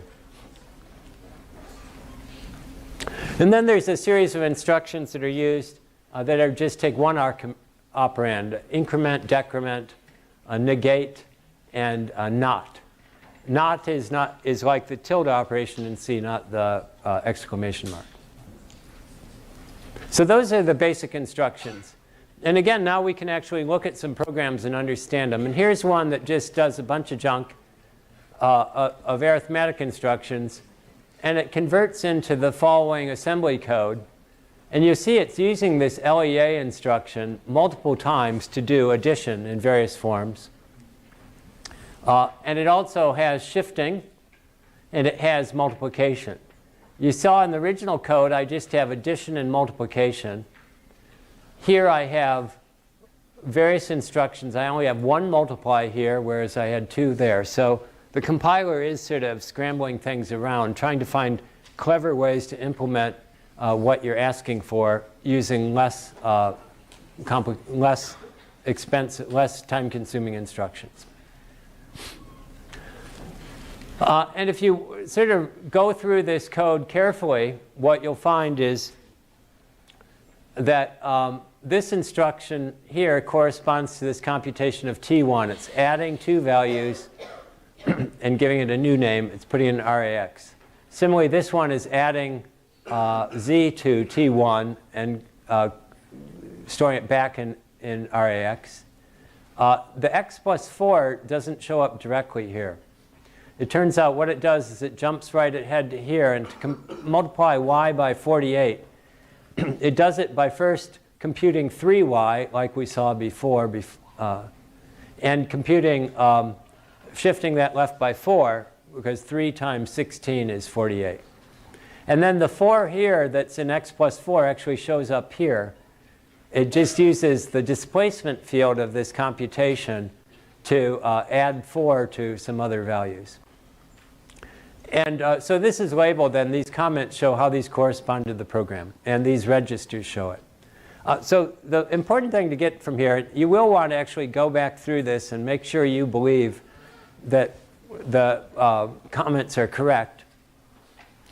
But it's very important for you to figure out this LEA instruction. Otherwise, you're just going to be hopelessly confused.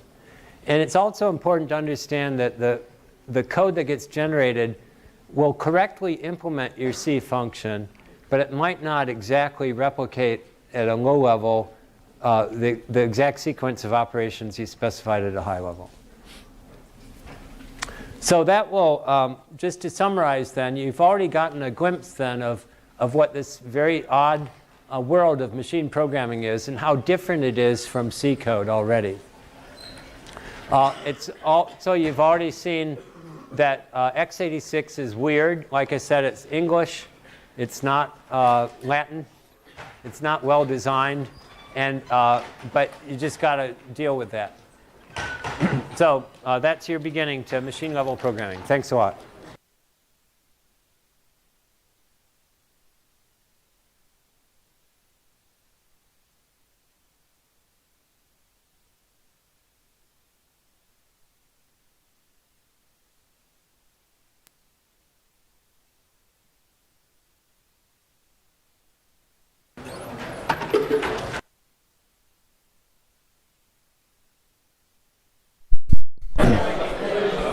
Okay, let's continue on.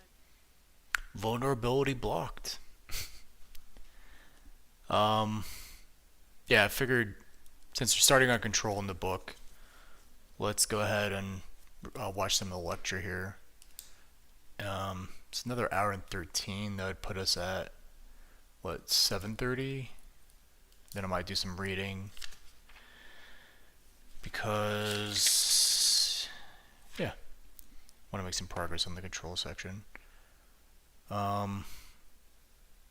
Maybe I'll do this at like double speed. Let's see if I can do it at double speed. Machine level programming, the second in, I think, a 6-part series. As I mentioned yesterday, machine level programming is sort of the core of this course, that it gives you a set of I'll pause when I think I need to absorb something like a slide or something important. tools and understanding that take you well beyond what your sort of average run-of-the-mill programmer or software developer would know about. And it's very powerful in terms of your better understanding of the system, what goes wrong, why programs crash, what the meaning of those are. And so it's a fairly core part of the material. As you know, the data lab is due tonight. And the next lab out is called the bomb lab, and I believe that's coming out tonight as well. So the bomb lab will rely on your ability to understand machine level code. So these 2 lectures will actually be enough to get you started on some of the earlier parts of that lab. You'll learn a lot more at recitation on Monday, either in person or if you're viewing the recorded version of that will help you move along on bomb lab. Like all the labs in this course, at least the first 2, we give you a fair amount of time for them. But don't be fooled into thinking that means you can just slack off or work on other courses and then the last few moments jump in and finish this lab. The bomb lab, once you get the hang of what you're doing, it's pretty, you can just kind of crank along. But there's a certain learning curve that will take you to even get started on it effectively. So don't put it off.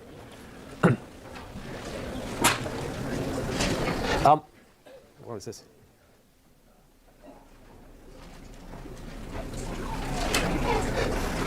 So last time we introduced the very basic principles of machine level programming, the idea of there being special state that you have access to, the registers, which people came up after class and asked, are registers part of memory? No. Are they part of the cache? No. They're special. They're different. They don't exist to a C level program. When you're programming in C, you don't have any visibility into them.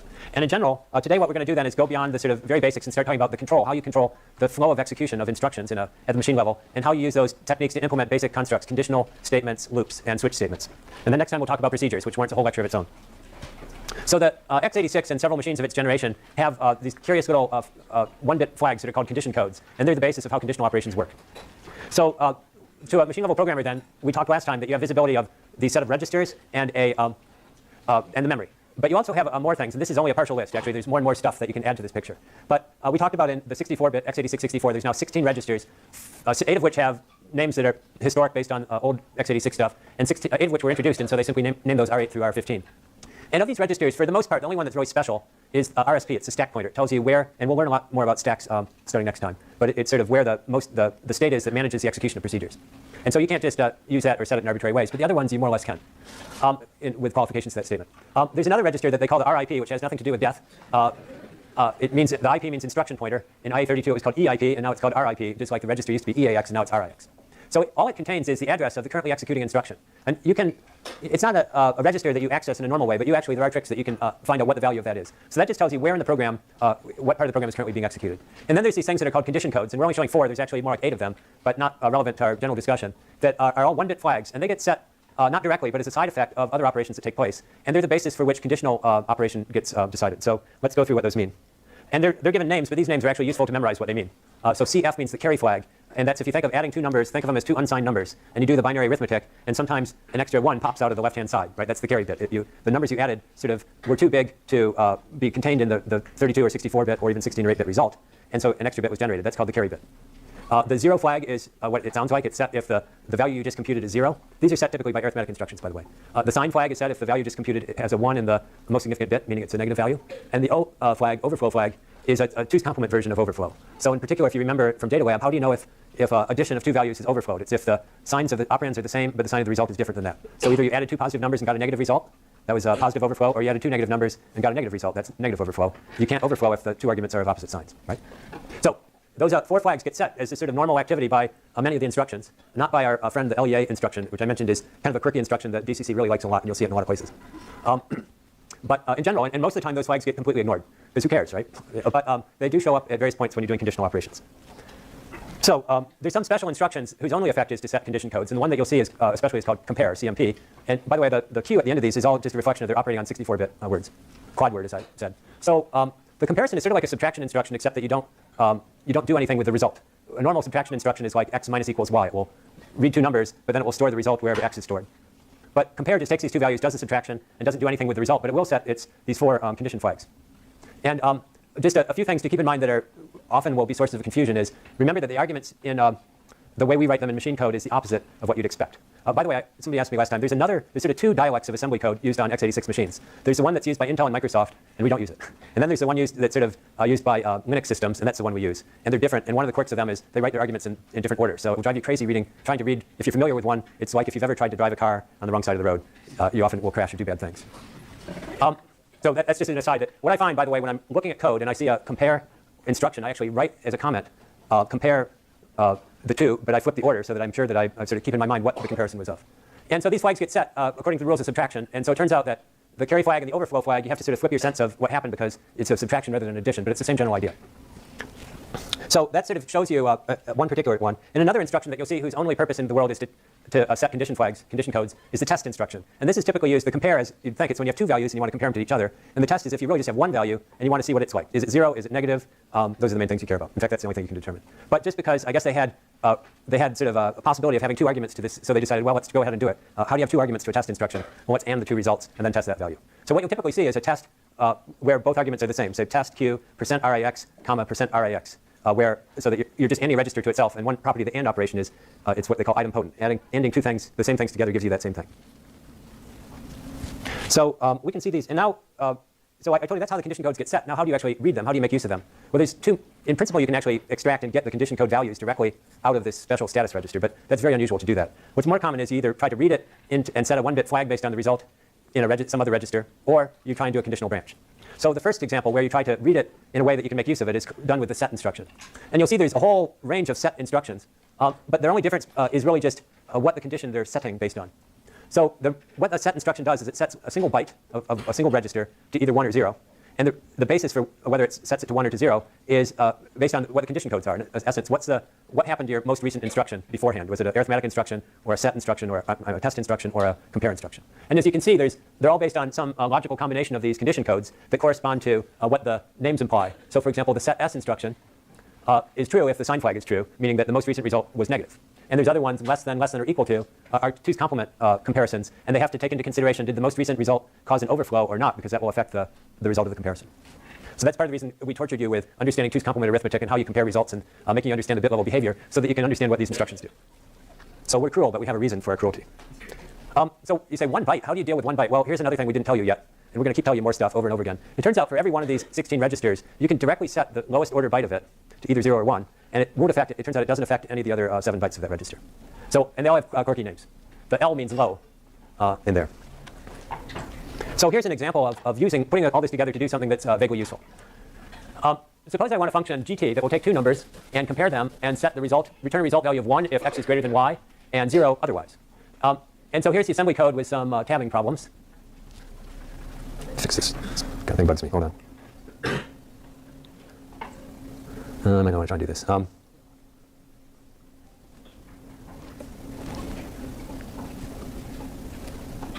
Whoa, nope. I will fix this later. Anyways, it's not the end of the world. Normally in assembly code, one thing you've noticed is that the instructions are indented by a tab space, and the only thing that's way over in the left margin are labels. So this is just sort of this way. The assembler is actually quite tolerant of formatting things, but this isn't the way it normally looks. So anyways, the point is there's a the one rule that you need to understand about procedures is that the first argument is passed in register RDI and the second in register RSI, and that if I'm going to return a result from a function, I do that by storing it in register RAX before I return. So the first instruction compares these two, and you notice how I flip the order, that it says RSI, which is y, and RDI, which is x. But when I annotate it, I say x to y, so that I mentally am thinking in the order that the actual comparison is made rather than the way they're listed. So I always do that when I'm looking at code to help me flip those two around. And then here's our instruction. So that compare instruction set these 4 condition code registers. And now the set G says, now set this single byte register, the lowest byte of RAX, to 1 if the result was, the comparison was greater. So according to this rule. And the effect of that was to set just this one byte of this 8-byte register to either 0 or 1. Now my problem is that these remaining 7 bytes have whatever happened to be there before, and I want it to be all zeros. So the way it does it is a bit weird. There's an instruction called move with 0 extension byte too long. Now you get to know these better with time. Let me, and what that means is that you can actually copy a byte from any place, like the low order byte of some other register, into a new register, and you'll put zeros to the left of it. That's what they mean by 0 extension. That seems logical, but one thing you'll notice is the destination here is EAX, which you'll recall, although it doesn't show it here, that's the lower 32 bits of register RAX. And then you'd say, well, that only got me halfway there, right? How do I make sure the upper 32 bits are set to 0? Well, one of the weird quirks of x86-64 is for any computation where the result is a 32-bit result, it'll add zeros to the remaining 32 bits of the register. And it's different. For example, the byte level operations only affect the bytes. The 2-byte operations, like what you'd have if the data type were short, only affect those 2 bytes. But the 4-byte instructions set the upper bytes to 0. And that was somebody at AMD, and I don't know who it is, decided this was a good idea. And it might be a good idea, but it's really confusing. But that's something you'll have to just sort of remember in the back of your mind when you see things like this.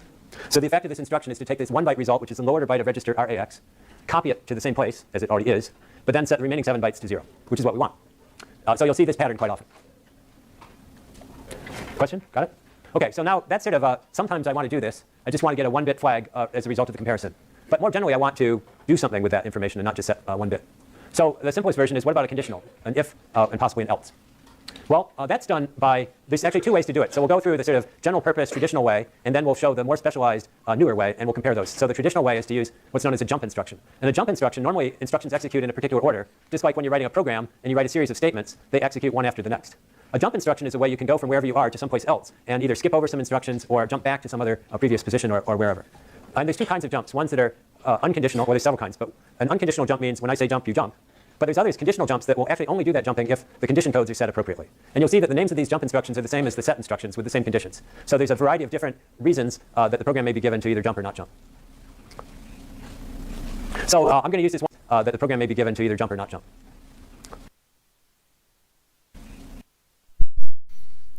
I'm not familiar with the JA or JB.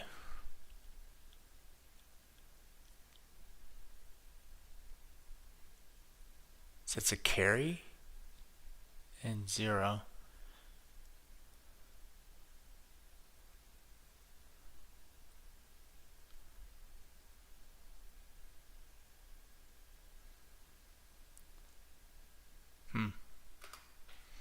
So I'm going to use this one example to show you several different versions of it. And like everything you'll see here, these particular programs aren't that useful, but they illustrate ideas. So imagine I wanted to compute the difference of 2 values and then take their absolute value. So there's various ways you could imagine doing it, but the way I'm going to do it is decide to either subtract y from x or x from y, depending on the relative values of those 2.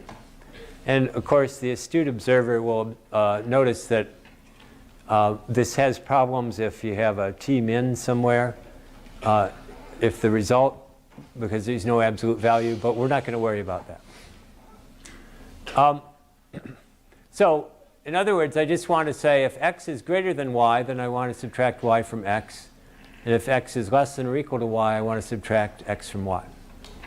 And here's the code for it, where the blue and the red are color coding the different parts of it. So here you see the compare instruction. And again, I've written them out in the reverse order to help me keep track of what the comparison is. And it says, I'm going to compare x and y. And if x is less than or equal to y, I want to jump to a location specified by this label L4. And so in general, in assembly code, if you give a name and then a colon, what's to the left of that is called a label. And it's just a tag that's only visible in the assembly code. It's not actually in the object code. That will later be used to compute an address for determining, that will encode where this jump will actually land. When you're looking at assembly code, one of the features it provides is a little bit easier way to understand it than to look at addresses. And so it just tells you to be looking at that the jump would occur to this position. And what you'll see here is in these two branches, the blue code versus the red, what you're doing is in one case subtracting y from x.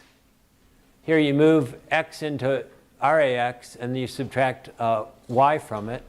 And here you do the opposite. You're subtracting x from y. And in this case, so in the first case, you'll make the jump if x is less than or equal to y. You'll subtract y from x, and you'll do a return. And you remember that I don't have to do anything special to return a value back from a function. All I have to do is stick it in register RAX, and the calling function will know that's where to find the return value.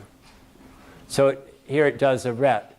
And here it does the subtraction, and it simply does a return directly from that part of it. So it's a pretty straightforward piece of code, but you can see it's using this jumping to create two different parts of code that get executed under different conditions. Question? Why do you have to put the value in RAX?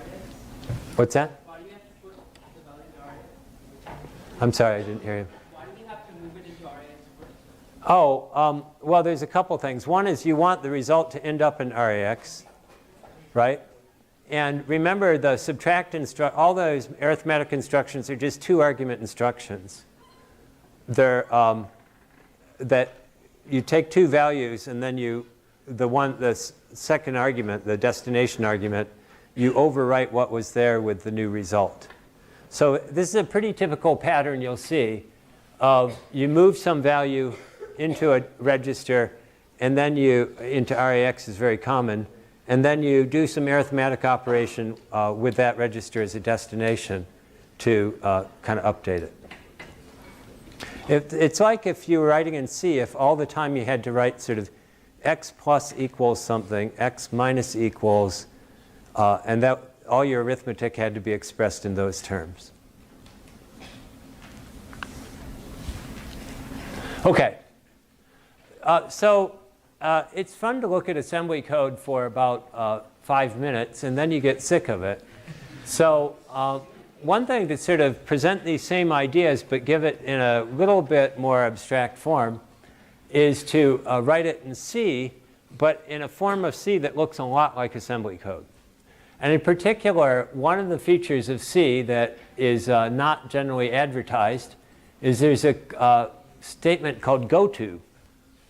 And you can put labels in your code. And you can tell the program that if something happens, then you want to jump to that part of the program. So it looks a lot like that assembly code, right? That you saw jump JLE is sort of what this says. It's like I'm doing a test, and then if the test is, which in this case I call it end test because it's the opposite of the test that's in the original program. And if that end test condition holds, I want to jump to another part of the program I'm calling else. And you notice I uppercase that because it's not the actual else of an if then else. And similarly, if this one is, well, actually to be most accurate, I should have simply said return result from this point. this code's a little bit out of date. So I should have said return result. But another version would be to have done a go to down to here and return the result from there. And you'll see different compilers generate in different forms.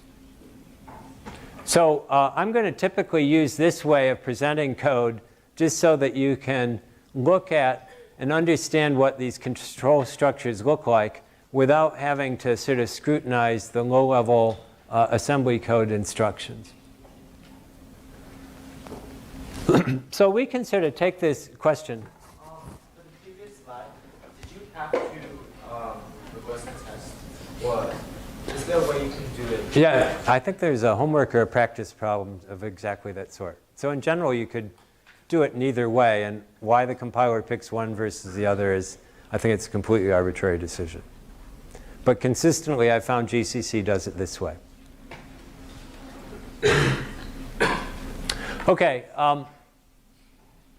So let's sort of imagine you're writing a compiler. How would you take this special case I just showed and generalize it into a rule for compiling if-then else expressions? And I'm going to use the version of, in C, the question mark colon version, where you kind of encapsulate that whole conditional as a single expression rather than the statement. But you can understand that these rules would be the same in either case. So imagine in general you had a C code where there's a test controlling whether to return the result of one expression or another. And this is what my absdiff code would look like if I wrote it in that form. And so in general what we can say is what we'll do is we'll take the test and invert it and say if that test is not true, then we will, so if n test is true, then we will jump to some part of the code where we've compiled the code for the else expression. And if that test fails here, so that the original test condition holds, then we'll stick in whatever code it takes to compute the then expression, and then we'll merge back together. In the case you saw where it's just a single little function, we can just call a ret here and get out of the thing. But if this is one line of code and then there's a whole bunch of lines after that, typically you want to merge back together again and continue from there. And so that's what this shows. I'll finish by going to whatever comes afterwards. So this is a way I like to, although we're not writing compilers in this course, I think it helps to think in terms of general rules of how a compiler would translate C code into assembly code so that when you see that assembly code, you'll recognize these patterns and know what they mean. Question? Yeah. So after it goes to the else clause, does it fall through to the done? Or what Yes. happens? Yes. So just as we saw, yes, in general, like here, it would fall through to the done. Good question. Okay, so that's one version of conditional, and that's the most general way and the way it used to always be done. But there's another approach that you'll see fairly common in code. It's sort of an optimization called conditional move. And it's a bit non-intuitive from a software developer's perspective of why you'd ever want to do this. The basic idea is I'm going to compute both the then and the else, the values they'd produce, and only after that I choose which one I use. So it seems wasteful, but it actually turns out to be more efficient if they're fairly simple computations. And the reason of that is, and we'll see a little bit more when we talk about performance optimization, a modern processor is a little like an oil tanker sailing in the sea, meaning that it plows along in a certain direction and it really is hard to get it to stop or to turn. So that's, you say, what are you talking about? Think of an instruction sequence as the ocean of code that you're cruising through. And these things can just fly through a straight sequence of code because they are they do what they call pipelining, meaning they start bringing in parts of one instruction before they're done with the next, and actually go up to depths of 20 or more instructions deep of how far ahead they're working, sort of fetching forward and future instructions while finishing up the ones that still remain. So that's my ocean liner, my tanker analogy. But all of a sudden you come, and then what happens when they hit a branch, they'll try to guess. It's called branch prediction, and guess where is this branch going to go? Where, will the conditional branch be taken, or is it going to fall through? And they're pretty good at that. They're good at it 98% of the time. So they can even anticipate sort of curves in the road. My analogy is breaking down. And start going in that direction. And as long as they get it right, it's very efficient. But if they get it wrong, it's as if you have to stop the thing, back it up, turn the other way, start again. And that can take 40 instructions, 40 clock cycles, say, to do in bad situations. So, and this is pretty common. If you think of like an absolute value, can you predict whether a value is going to be positive or negative? Not usually. So about half the time, whatever you guess, you're going to guess wrong. So these conditional move instructions, it turns out it's much easier to just plow through, compute both, and then at the last minute, all you have to do is move a value into a register or not. And that doesn't require stopping the whole processor and making this turn. So that's my long explanation for, and if you don't want to understand that, I'll just say, well, just trust me. It's a good idea sometimes. So the general pattern then, if I use this same idea, is I want to compute both results, and I'll call the result, and this isn't eval, this is eval, the else value. I'll compute both of them. I'll do my test.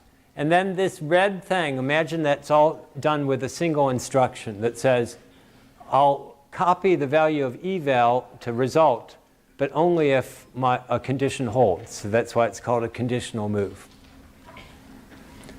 And we'll see this is the code. By the way, you saw in my original version, sorry to have to jump back, I had to explicitly tell the GCC, don't use conditional moves, because it really wants to very badly. And so you have to force it not to. And I did that here. So here's the actual code then. And again, you'll see the color coding, that it's doing both subtractions. It's actually doing the move and subtract. So it's doing both the branches you saw before, the then and the else branch. It's doing a comparison. And then here's the conditional move instruction. C move, in this case, the L here is not a word size. It's the less than or equal to direction. So in the case that I need the red value, basically, you saw the red value was stored in register RDX. In that case, I will copy it into the result register. So again, it's like this idea of just go ahead and do everything and then pick at the last end. And the point is that this one instruction, it looks just, as far as for this processor execution, it's sort of like a move instruction that it's fairly straightforward to do.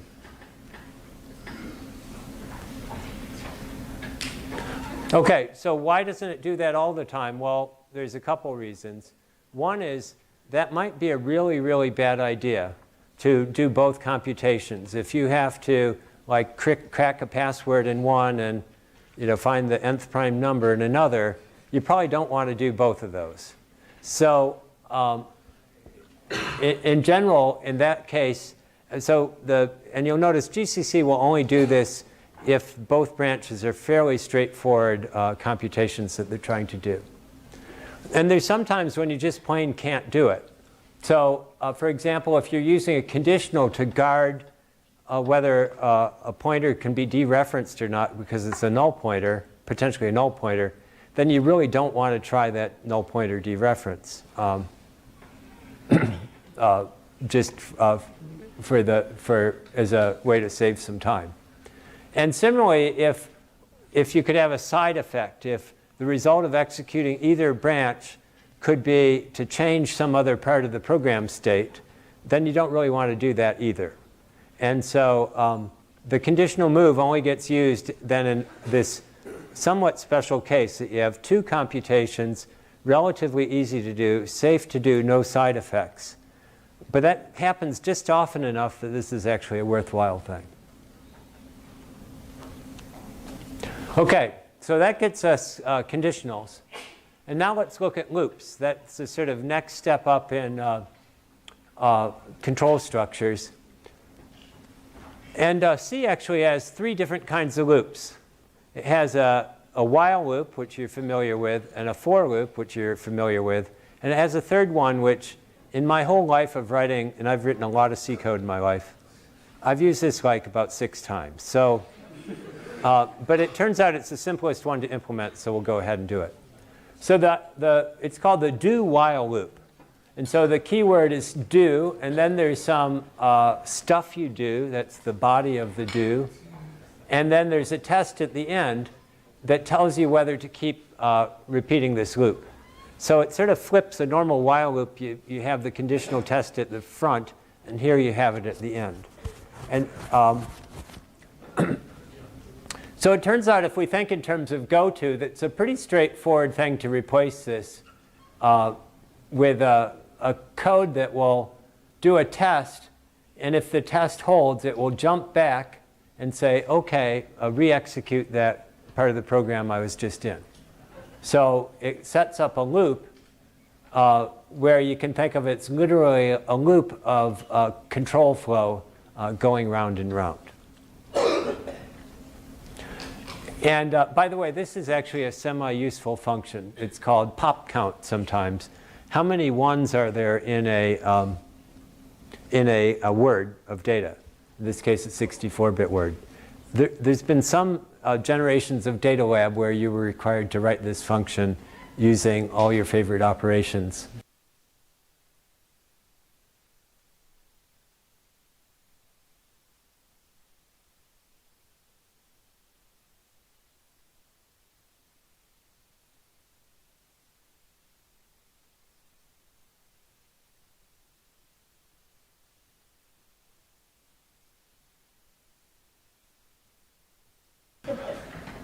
And with a fairly small limit on operations. But we're not doing that today.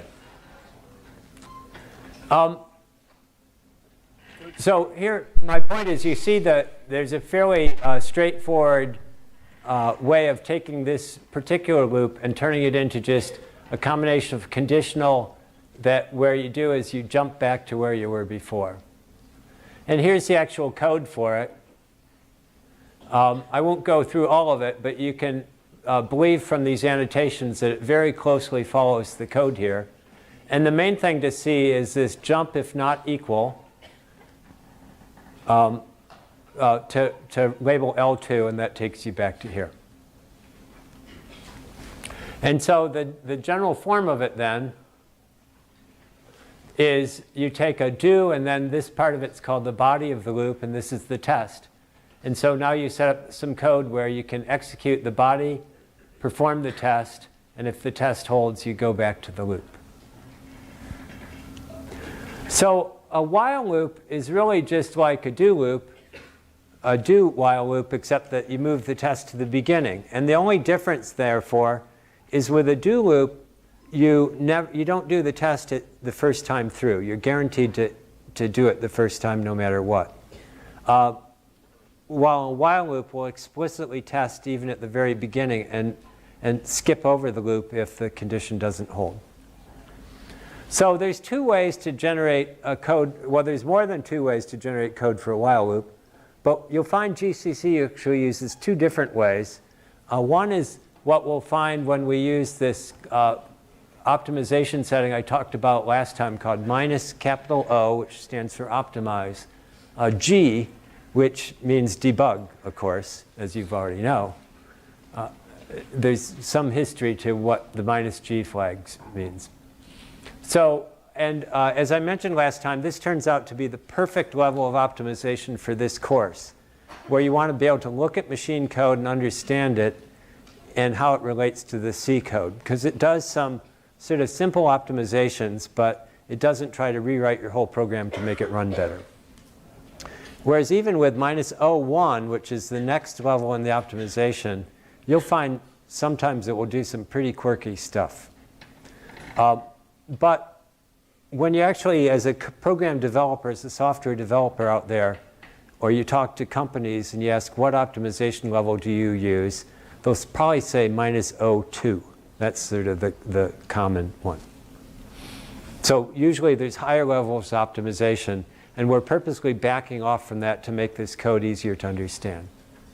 So anyways, with this default optimization we're using for this course, it does a transformation I call the jump to middle translation. These are, by the way, my own names. You won't find them in any other document.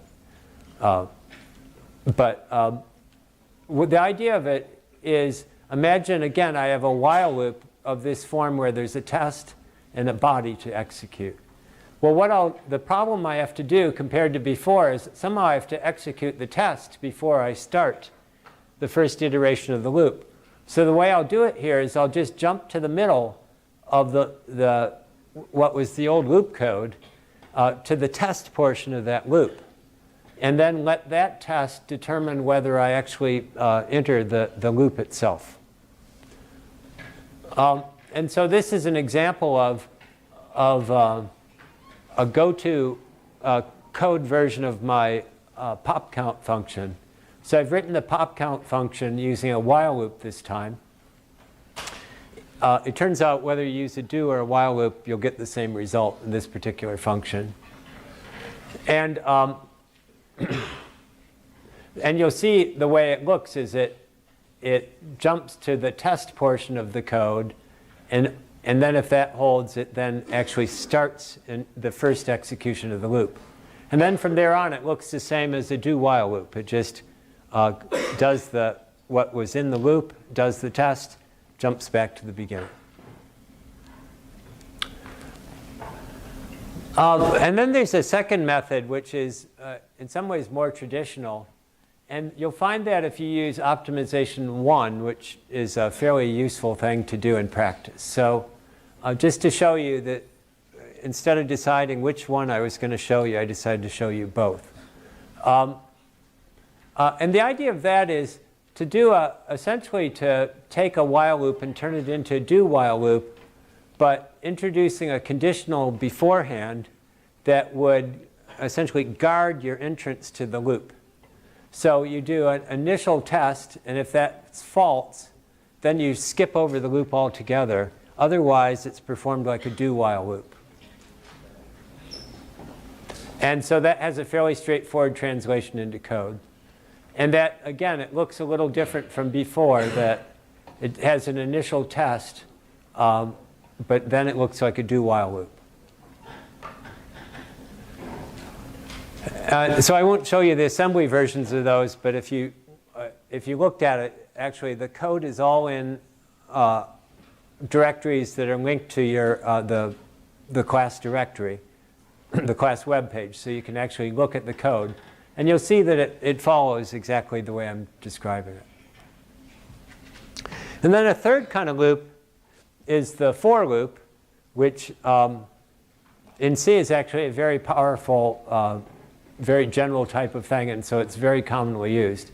But you can see that the for loop has 4 components to it. It has an initialization, it has a test, it has a rule for doing an update in case as a way to continue the loop, and then it has the body of the loop. And so here's a version of my pop count function where I'm just going through all the bits in the word, extracting them out, and adding them, accumulating them to be the result. So ripping apart this 4, you'll see that these 4 blocks of the loop correspond to the initialization is to set I equal to 0. The test is to compare I to the word size, which I've set here to be 8 times. So however many bytes there are in an int, multiply that by 8 to get the word size.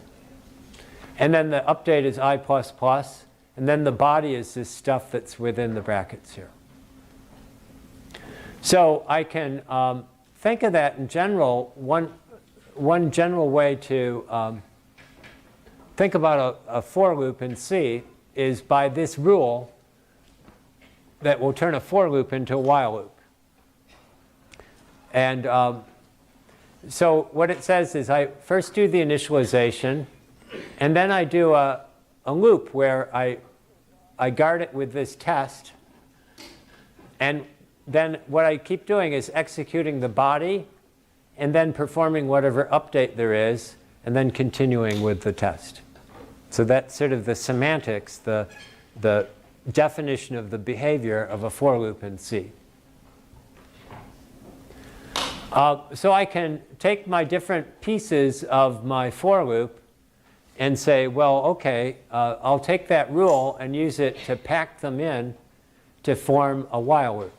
And of course, you know that you can sort of go between those two, and it's somewhat a matter of taste whether a given loop should be written using a for loop or a while loop.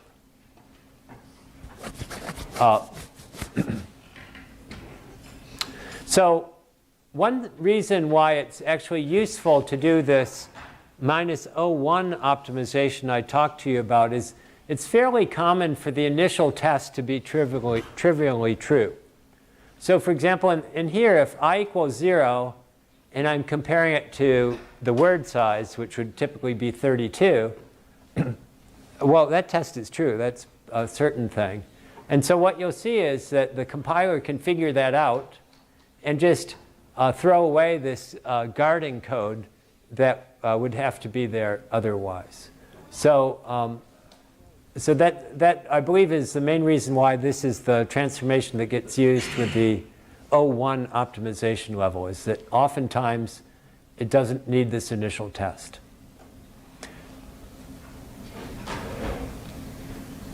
Okay, so now I'm going to finish up with what's, to me at least, the loop stuff is sort of what you'd expect. If you were to have to turn C code into something very low level where all you could do is jumps and tests. Well, maybe that's obvious, but maybe not. The switch statement, on the other hand, is a totally different beast. And I want to show you that because it has no counterpart in normal C code of how you'd even think about it. And it's fairly a little bit harder to decipher, and you're going to have to do it in the bomb lab. So here's an example of a switch statement that is of nothing about this is useful except to demonstrate some principles of how to turn a switch statement into assembly code. So the point of it is, as you know in C, you switch on a particular value, some type of integer value, and then it will match different cases where each of these cases has to be some constant numeric value, constant integer value. And one of the weirdest features of C is if you don't, at the end of a case, if you don't explicitly say break, it'll do what's known as falling through. So in this example here, it will divide y by z, and then it will just glide right into this statement that adds z to w. This is, by the way, like one of the worst design decisions in the history of programming languages. And it's been the cause of more and more heartbreak and bugs that nobody could understand than any other single part of the language. And for some bizarre reason, they've kept it alive, even into Java and all these other languages that fixed a lot of the worst parts, the most dangerous parts of C, but somehow they kept this feature.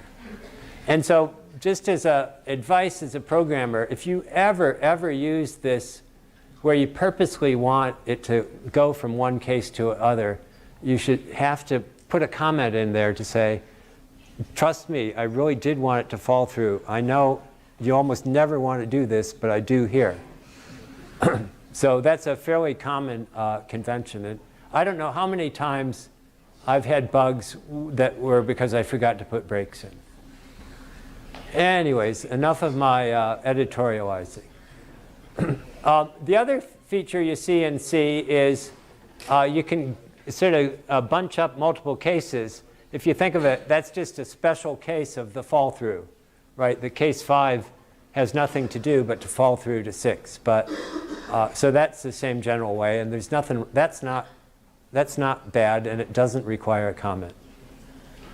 And the other one is that there's a default. So if none of these cases match, either because x was 0 or smaller, or x was a really big number, or in this case, if x were 4, there's no matching case. And of course, you also know that these cases don't have to be in any particular order either. So that's all the sort of features of a case statement. A switch statement, sorry. So normally if you write this in sort of, if you were told thou shalt not use switch statements anymore, what you'd probably do is write this big long chain of if, else, right? And you'd expect that to be the machine code, but it's not. And so let me show you what the machine code does. And it's kind of a long story. So think of the general form of it as being some blocks of code, the entry points of which are labeled by these case values. And then the blocks, string together in various different ways and do various things. What I'm going to do is compile a code for all of those blocks and store them away in some part of memory, load up memory to contain these code blocks. And then I'm going to build a table. And each entry of this table describes the starting location of one of these code blocks. And I'll put them in order of my case labels. If I have, I want to span a scope from, well, let's assume 0, but typically that's not the case, 0 up to n minus 1, I'll have, this table will have that many entries of addresses to tell me where these code blocks are located. And then I'm going to use this really cool instruction, which is sort of like, it's as if you, it's like array indexing. So if you think of array indexing, it means you can grab a value out of the middle of some array, some set of values, without having to step through them one by one. And it's the same idea here, that I will take my value and use that to figure out directly where I should jump to a block of code without having to step through a bunch of other conditions. So, and you can see the efficiency you gain from that. It's the difference between sort of in one step knowing exactly where you want to be versus stepping through, on average n over 2 conditions to get to where I want to go. So let's look at this at the assembly code level. And it's a little bit of a long thing because we have to build some machinery around this. So here's my example. I've got 3 arguments. So just remember I told you RDI and RSI for the first 2 arguments. The third argument is in RDX. And here's the beginning of the switch code.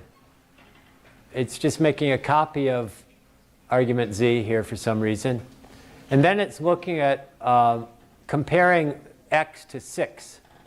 And why is 6 an important number? Because you see 6 was the largest value of any of my cases. And now it's using a jump instruction to go to L8. What we'll find is that tells you what the default behavior should be. So it's sort of flushing away the default cases, the cases that are either X is too small or X is too large. And I should mention there's a clever trick there. If you look at JA, and it's the largest value of L8 what cases.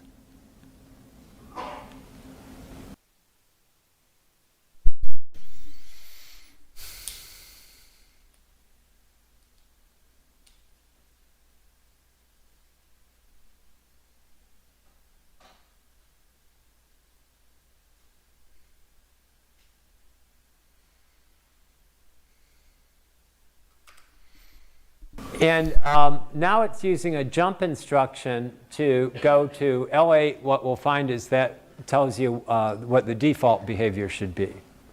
So it's sort of flushing away the default cases, the cases that are either x is too small or x is too large. And I should mention there's a clever trick there. If you look at JA, means jump above, that's the unsigned comparison.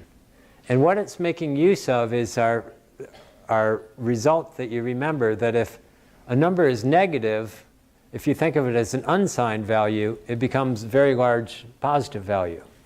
So by doing the JA instead of a JG, right, jump greater than, I'm doing jump above, it's saying I want to jump to the default if either x is greater than 6, but also it will cause it to jump if x is less than 0. Got it? So it's a clever trick of unsigned versus signed numbers it's taking advantage of. And then the final part is, this is the real heart of the work. This is my very special go-to instruction that lets me index into a table and extract out of that an address and then jump to that address. So that's what lets me go directly to some block of code based on whether my values we'll see will be in the range between 0 and 6. So there'll be 7 entries in that table. One thing just to keep track of for later, you'll see that for some reason the GCC said, you know, if I look at all the code, I actually don't use W as a value initialized very much, so I won't bother doing it until somewhere within the code blocks. So just we'll have to keep track of that here. Okay. So this is the magic instruction. And now if we look, and this is all assembly code, you'll see this is the actual jump table. And it's constructed, it's specified in assembly code, and it's the job of the assembler to actually fill in the contents of this table. Excuse me. But what the assembly code is telling the assembler is, I need a quad is just a declaration to say, I need an 8-byte value here. And that value should match whatever address you decide, you later determine is the address of where I'm going to stick label 8 and all these other ones. And these are in the order, as I mentioned, from x equals 0 through 6. And we can already see a few cases that are interesting here. Let me see if I've got a picture on this.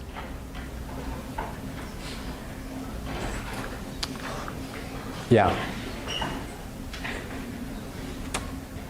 So we can actually already see some of the logic of this switch statement built into the ordering of entries in this table.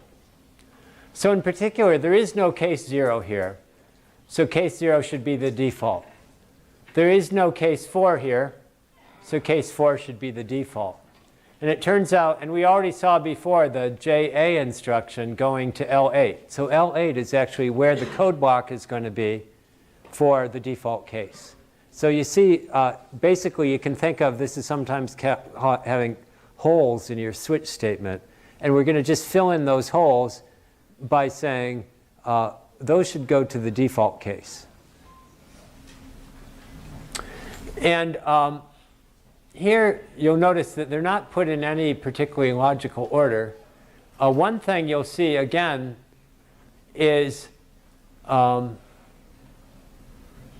L7 is repeated twice here because it covers both cases 5 and 6. So again, you'll see this sort of doubling up is handled automatically by the jump table. Will give you the same address for multiple different cases. Okay, and now the rest of it is to look at the various code blocks. And this, by the way, I'm showing you, I took a file and I'm extracted little bits of it. But normally you're looking at this whole listing in one big order. So now we can look at the individual code blocks and see what's going on. And you'll see, for example, case 1 told me to multiply two numbers. And you'll see that the break, in general, it's just going to be turned into return instructions here because my function, let's go, sorry to jump in code. You see, this function did a switch statement, and then whatever gets computed within the switch statement gets returned as a result of this. So the compiler doesn't actually come to a single point and say, OK, everyone return at this point. It just sticks returns directly in wherever these breaks occur.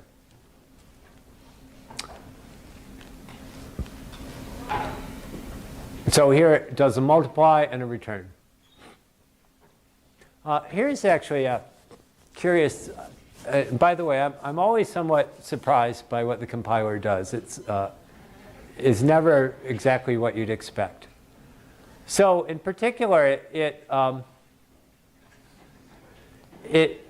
patched together this fall-through case by 2 blocks of code.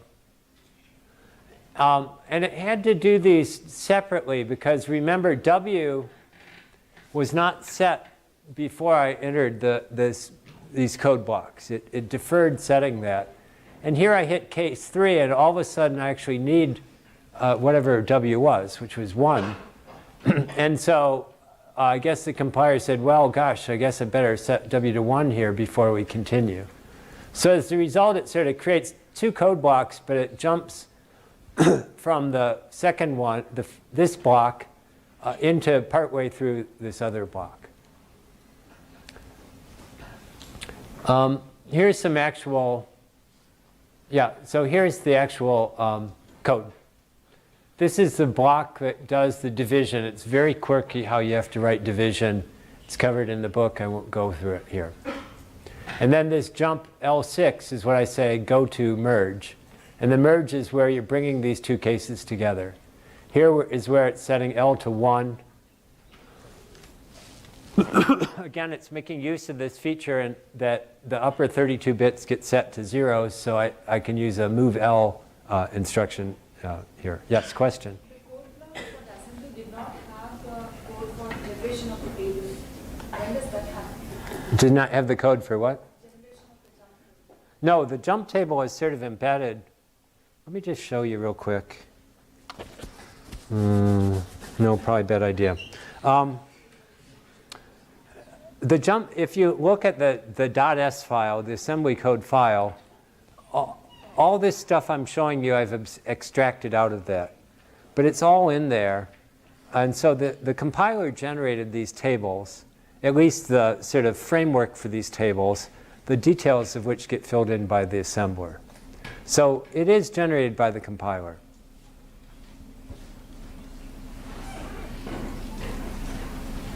OK. So that just shows you this one example of handling a particular way to handle the fall-through case. And then the remaining ones, again,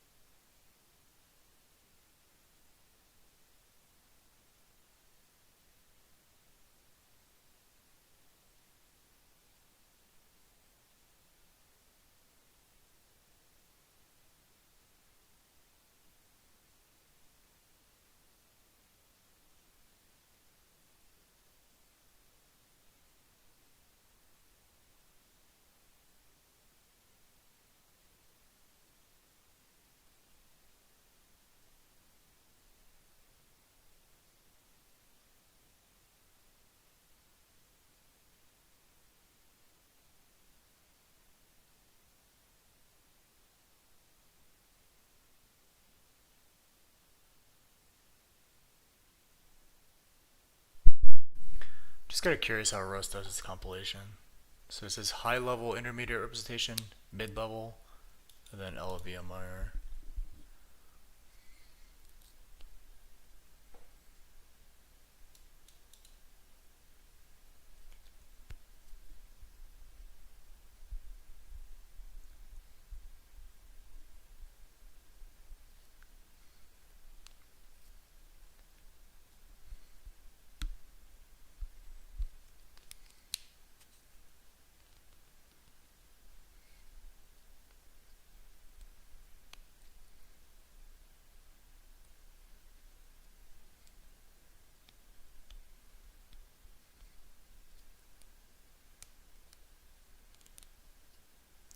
Okay, so the MIR looks very similar to Rust itself. I wonder if it's valid Rust. And this unpretty thing is just turning Rust into Rust. Transformation.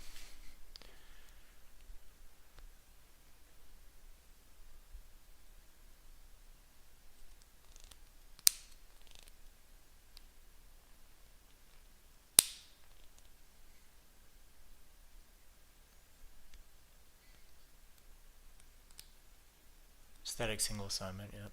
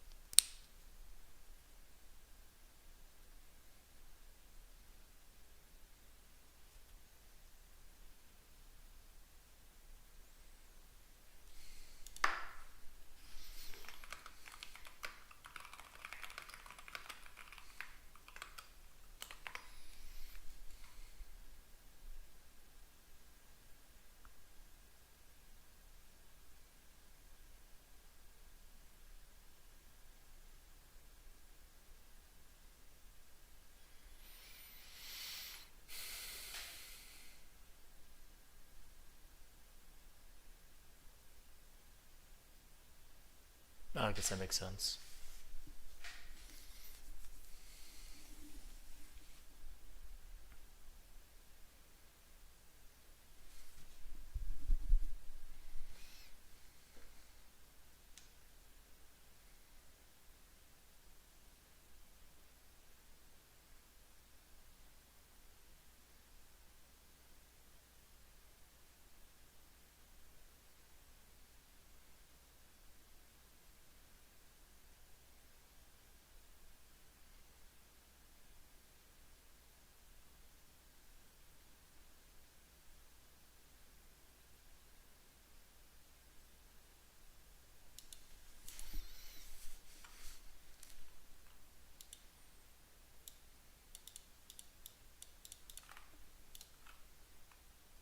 If I get to this case, I need the fact that W is initialized to 1, so we'll do so here.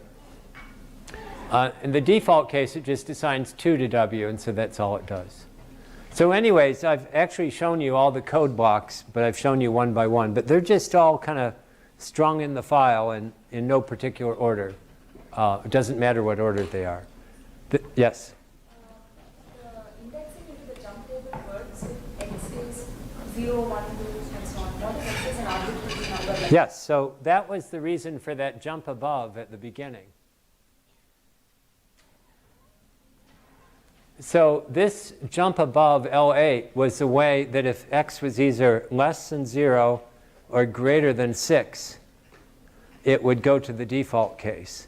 And it will only do this indexing trick if the if x is between 0 and 6. And that's typically the way this works. That you'll see that whatever range of values you give, it has to figure out the smallest and the largest one, set up so it goes to the default case if it's out of that range, and then set up a table for the values within that range. Question? But if the range of values is like some negative number to Yeah. something else, does it try to does it index into it with that x somehow, or like? So the question, I realize I should be repeating questions. The question is, what if it's a negative number for your case, which is perfectly legal? It will typically add a bias to it effectively so that whatever your lowest value was becomes 0. Or it'll do something like that to avoid having to do negative indexing. Another question, I see? Yes? So for cases, you can put whatever numbers you want. Yeah, so you can go from 0 to 1,000,000. No, but like, what if they're not consecutive? Yeah, and they could be, you could go 0 and 1,000,000 and nothing in between, right? Yeah. So you could have 2 cases. You really don't want a 1,000,000 entry table for just 2 cases. So it will turn it into if-else code. But the clever thing it will do, if you know binary search, it relies on the fact that it knows in advance all the values, and it will actually set up a tree of if-elses. So really, it will do it, if you want to think algorithmically, it does it with a logarithmic number of tests rather than a linear number of tests. Question? So my earlier question was not about the range of x, it was about the case indexes. If the case is not 0, 1, 2, 3, Oh, yes. case 5, 6, 7, 8. Yeah, so there's 2 answers to that. One is if, which I've actually answered both now. If one is, what if there's some negative values? Or what if the lowest number is 5,700, right? Well, what it will typically do is put some bias, add or subtract some value so that the first case is at value 0. So that's the way it handles, ones that are just completely out of range. And the other is, what if it's a really big spread of values and relatively sparse, how much you're using it? And there it will revert to if-else code. And the compiler has its own rules about how it does these things. You can sort of run experiments and try and reverse engineer it. These are all valid questions, by the way. I appreciate them.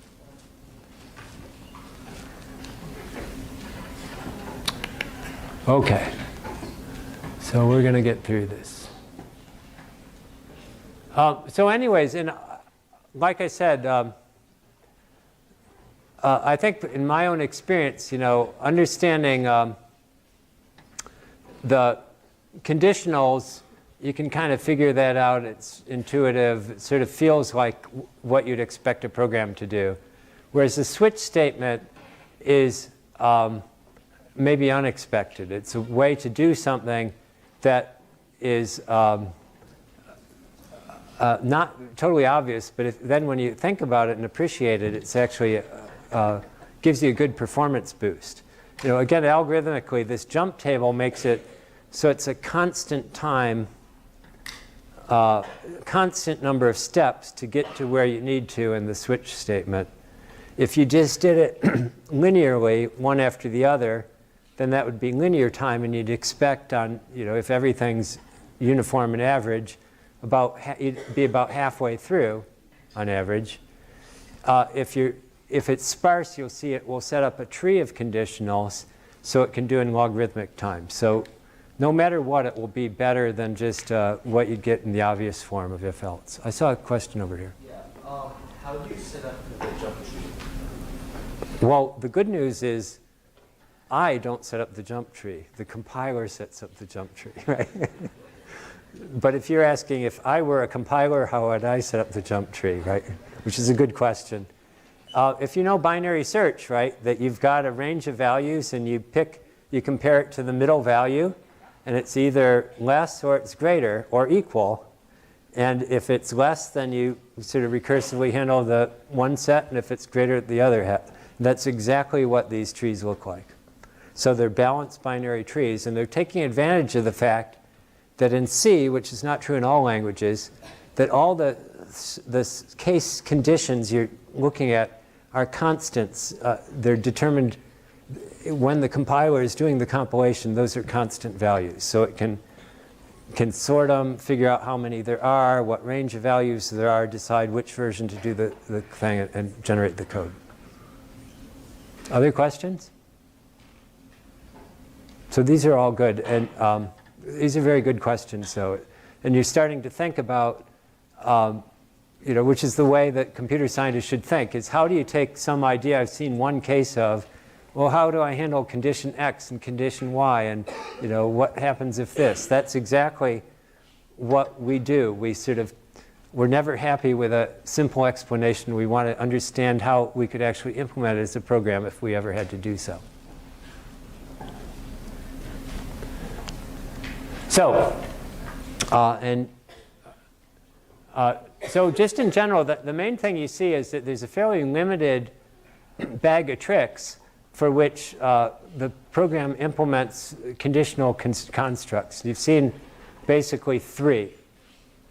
One is to use conditional jumps, go to different parts of the code.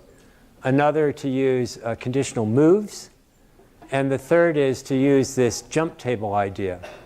And those are really that plus a little bit to do procedures is sort of all there is. And all the other stuff you see in a program that sort of changes the flow of execution or what gets executed are all built out of those basic primitives. And that's generally true, that what we see is when you go from C code to machine code, you often have to kind of piece together various low-level instructions to implement some higher-level construct. And so we've seen these all in different forms now. And next time, then, we'll talk about procedures. And that's, as you can imagine, a fairly major topic because it is worth one entire procedure. OK, very good. Thank you.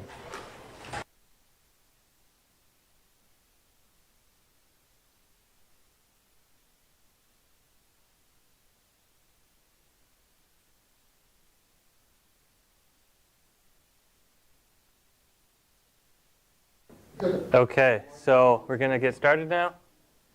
So welcome to the second recitation. So today we will be talking about Bomb Lab, which is currently out. So we will be talking about assembly, machine code. We'll be talking about GDB, which will be very, very useful to you for Bomb Lab. Giving a demo of using GDB to play around with a bomb. So okay, so the first thing, so downloading your bomb. So it's quite similar to Data Lab. You go on AutoLab, you download the handout, you download a tar, which contains all of the important stuff in it. The bomb is unique to you. Everyone gets their own special bomb. Dr. Evil has created 1 billion bombs. And he can continue to make many, many new ones. There are 6 phases in this bomb. They get progressively more fun. And you can only run these on the Shark machines. Do not try running the bomb on a non-Shark machine. It will not work. It will blow up. You will lose points. Please read the write-up before you start. So here's the write-up. There's some important warnings in it. So one of these here, warning, do not use the debugger to jump directly to a particular point in the problem. It will cause it to blow up. Similarly, do not use it on anything other than a Shark machine, because that will cause it to blow up. What other warnings do we have? Oh, do not submit any strings that contain apostrophes in them. That breaks the autograder for some reason. None of the correct answers will need to have an apostrophe. So make sure you read through this whole handout. It has lots of important information, both in terms of things that you shouldn't do, unless you want to lose points, and things that will help you, these hints here. So make sure you read that. OK, so exploding your bomb will notify AutoLab. You lose half a point every time the bomb explodes, up to 30 points. So you do not want to do that. When you input the right string, it moves you to the next phase. So what you'll have is, each phase is unlocked by a particular string, which you can type in either on standard in, just inside GDB, or you have a text file which contains the strings you've solved so far so that you don't have to keep typing them in. So you get the executable, you get a README, you get some of the source file, but not all of it. And you're going to have to be looking at the executable to figure out how to actually solve these puzzles. So a little bit of review at the executable to figure out how to actually solve these puzzles. So a little bit of review of assembly. So hopefully you talked about this in class, right? Does some of this look familiar so far? Yes? You've seen registers before? So yeah, so x86-64 has 16 general purpose registers that you can read to and or read from and write to. These registers have special meaning in certain cases. So your first register there, RAX, is the register that the return value of a function is placed in before the function returns. So at the end of every function, it moves the return value into EAX if it's not there already, and then it does a return. Your arguments to a function, the first 6 are passed in these particular registers, RDI, RSI, RDX, RCX, R8, and R9. If your function has more than 6 arguments, the other arguments are going to be placed on the stack. Back when everything was 32-bit, everything was placed on the stack. But now that we have all these registers here, we have 16 instead of 8. We can put some of them in registers, and that's great. The RSP is your stack pointer. So your stack pointer is going to keep track of where the boundary of the stack is. The stack will contain extra function arguments beyond those 6 that you needed to pass into a function. It will contain local variables for a function will be stored on the stack. Information about how to get back to the previous stack frame is also stored on the stack. Let's see. So each of these registers you can see they're sort of split in half. It like says REX and EAX. So REX is the full 64-bit width register. EAX is the lower 32 bits of it. So if you just wanted to access a 32-bit register, you can use these names to get the lower 32 bits, and then it's like you're doing something in x86, the 32-bit version. So those lower bits on the left-hand side are the 8 registers that the original x86 specification had. And then we've extended them to 64 bits and added 8 more, which is great. It makes things run faster to have these extra registers. Registers are fast. Getting things from like the stack of memory is quite a bit slower. So having more registers makes everything run faster. Okay, so some things about, are there any questions about registers here and what they mean, what they're used for? Yeah.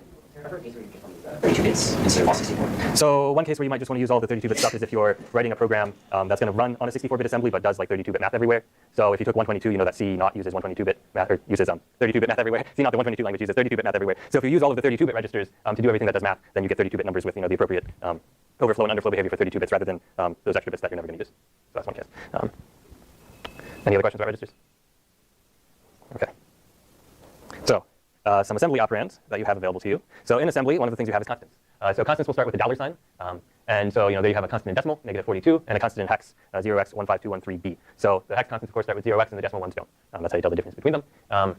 And these can be directly in your program to be used by an instruction as they are. You also have the registers. So the way you specify registers in the assembly is with a % sign in front of it and then the name. So %ESI gets you the ESI register, which is the lower 32 bits of RSI, and then %REX gets you register REX, which is the 64-bit width equivalent of EAX. Okay, so and then these registers, what do they store? They can store a value or they can store an address, which is really just a value with a particular meaning. It's a value referencing a location in memory. Okay, so and then the other thing we have is we can actually have memory locations. So we can have parentheses around a register, which means go get me the value in that register. We can have a constant in front of it, which means go get me the value at that register plus whatever that constant offset is. Or we can have even more complicated forms like this one, where we're doing math with multiple constants, multiple registers to figure out where in memory we should be looking up a value. And all of these things, especially the particular meaning of the memory location ones, are in your textbook. I believe it's chapter 3. So if you want to know what all of the different forms, because there's more than just those 3, are, you can look that up in your textbook, and it'll tell you what the valid forms are and what they can do. So any questions about these operands, constants, registers, memory locations? These are sort of the basic building blocks of executing a program. Okay, so then one of the other things we have is we have the arithmetic operations. So we've got things like moves in assembly. So did you all see move in lecture? Yeah, okay. So one of the interesting things, so we're using the, I believe it's the AT&T format for assembly everywhere. And one of the things about the AT&T format is that can be a bit confusing is all of the instructions are organized with instruction, source, destination. So when you say move RBX RDX, that means move RBX into, or move, yeah, RBX into RDX. So the new value of RDX is equal to the old value of, in current value of RDX. So I mean, it's not too bad for moves. You move from left to right. It gets a little bit more confusing for things like add, maybe. So right here we have add parentheses around RDX and then R8. So R8 is our destination. RDX with parentheses around it is dereferencing the memory location as our source. So when you have these arithmetic instructions which have just two values, what it does is it takes the destination and does the arithmetic operation to it using the source. So what you get is a destination plus the value of the source. So in this case, that's R8. It's added to it whatever value is at RDX. And then the same thing with this multiply. So R8 is going to be multiplied by 3. And then we're going to subtract 1 from R8. And then we also have this instruction, LEA, LEA. So have you seen that one in lecture? No? OK. So this one is, it stands for load effective address. And it's sort of an instruction concerning memory, because it gets you, just the address without dereferencing. But it's also used as a little shortcut for arithmetic a lot of times. Compilers will assemble particular arithmetic expressions to this, because what it does is it combines multiplying and adding into one instruction. So you can get interesting stuff. So here what we do is we take RDX and we add to it twice the value of RDX. And since we're not dereferencing this, we're actually using the value stored in those registers, not going to that location. OK, so do we sort of see how arithmetic works in assembly? So we have a lot of, it's all of the instructions, basic things you would expect. You've got move, add, multiply, subtract, bit shifts left and right, arithmetic and logical. You've got all the bitwise operations. Divide and mod are a little bit funky. They have a different specification where they actually only take one operand, and it always divides by the values in EAX and EDX, and then spits out the quotient to EAX and the remainder to EDX. So if you see divide and mod happening, you should look up the details on those because they work slightly different than these. Yeah. Right. Yeah. So yes, so you're sort of adding the values in those registers, which if you're using it as a memory location would be addresses. But you can also just stick whatever value you want in there that isn't actually a valid address and use this instruction to add them together or multiply them. Because both addresses and just integer values are they're the same. It's just a 64-bit number. And the assembly language doesn't have any notion of types where it will distinguish between the two. So I could just put 5 in RDX and 10 in RDX, and then I'll get 25 out in RDX, even though those wouldn't be valid locations in memory most likely to actually use. Any other questions? OK. It's still in the value. The equivalent to add when it references RDX. But that's in the value in RDX, and here it's also in the value in RDX. It just doesn't have it. Right, yeah, so it puts that value in RDX, but it doesn't treat it as a memory location that then gets dereferenced to find out what's at that memory location. So it just gets you the address from this computation. So back here when we had something like this, we'd be doing math with RCX and RDI and some constants, and then once we got an address from that, we'd actually go to that location, and that's the value of this this expression. In the case of just load effective address, all it does is get that address. It doesn't go and get the value at that address. OK, any other questions? OK, so one of the other things we might want to do in assembly is compare numbers. That would be great. There's a couple different ways to compare numbers. So we have CMP. CMP will compute the value of A minus B, where A is the second operand and B is the first. And test BA will compute the value of the bitwise AND of A and B. And what these do is they do that operation, and then they set some flags. So in addition to these registers, these 16 registers that you've seen, there's also some condition flags that are being kept around a state throughout the execution of your program. And these two instructions are ways to set them. And then the jump instructions will jump conditionally based on the current value of the flags. So the pattern you'll see all the time is you'll do some sort of comparison, and then right immediately after there's one of the conditional jump instructions. So the comparison sets the flags, and then if the flags are right for the jump condition to be true, it'll jump to that address. Otherwise, it will just continue on to the next instruction. So in this case, what we have a comparison of R9 and R10. So what does it do? It does R10 minus R9, which sets some flags. And those flags are going to be interpreted so that if the comparison was greater, so if R10 was greater than R9, because remember these are slightly backwards from the order that would be a little bit more intuitive, then we're going to jump to the address 8675309. And if it turns out that R10 is less than or equal to R9, we'll just continue on to whatever instruction is immediately after that jump. So does that make sense? Pay particular attention to the order here because this can get really confusing because they are exactly backwards from how you would normally read it. So here's the different jump instructions that we have available to us. There's the unconditional jump, JMP, that just always jumps. It doesn't care what the flags are, it doesn't care what else is happening. It just jumps to whatever address you give to it. And then there's all of the conditional jump instructions. So there's one that will jump if the two numbers were equal, not equal, greater than or equal, less than or equal for the signed values, and then some unsigned ones. So above, below, and then some ones based on the signed bit. So depending on what sort of math you're doing, all of these different jumps are useful. There's also a corresponding set instructions that if you wanted to get the values of those flags into a register, they sort of line up with these, and you can take the values of the flags and dump them into one of your registers and use them for whatever in your program. OK. So here's some practice problems. OK, so actually, any questions about the jumps?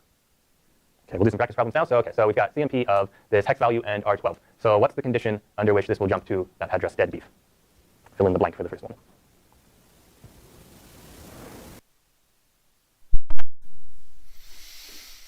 I guess I haven't gotten to the control section of the reading yet, so I might mess these up.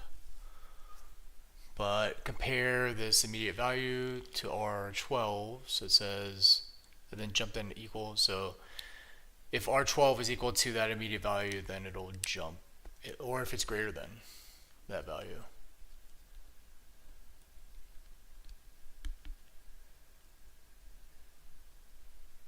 So if R12 is greater than or equal to that immediate value, then it'll jump. Here's our little cheat sheet again. So JGE is jump if greater than or equal to. So what's the comparison happening? You're expecting 213 jump to 50. Right. OK. So if R12 is greater than or equal to 15, 215, the order is swapped from what we might expect, then we will jump to deadbeef. Otherwise, we will continue to the next instruction. Okay? Yeah? Can you just address the memory? So we've got a dollar sign there. So 15213 is a constant. So we are comparing whatever value is stored in the register R12 to the constant, the hex constant 15213, which I don't know what that is in decimal. Some number bigger than 15213.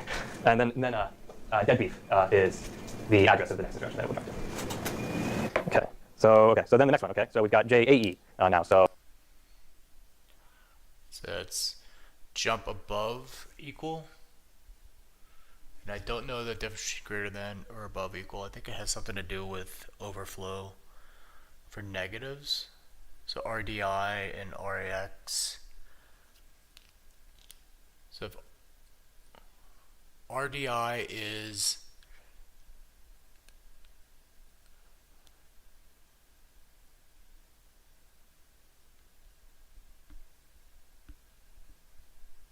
greater than or is negative, I think.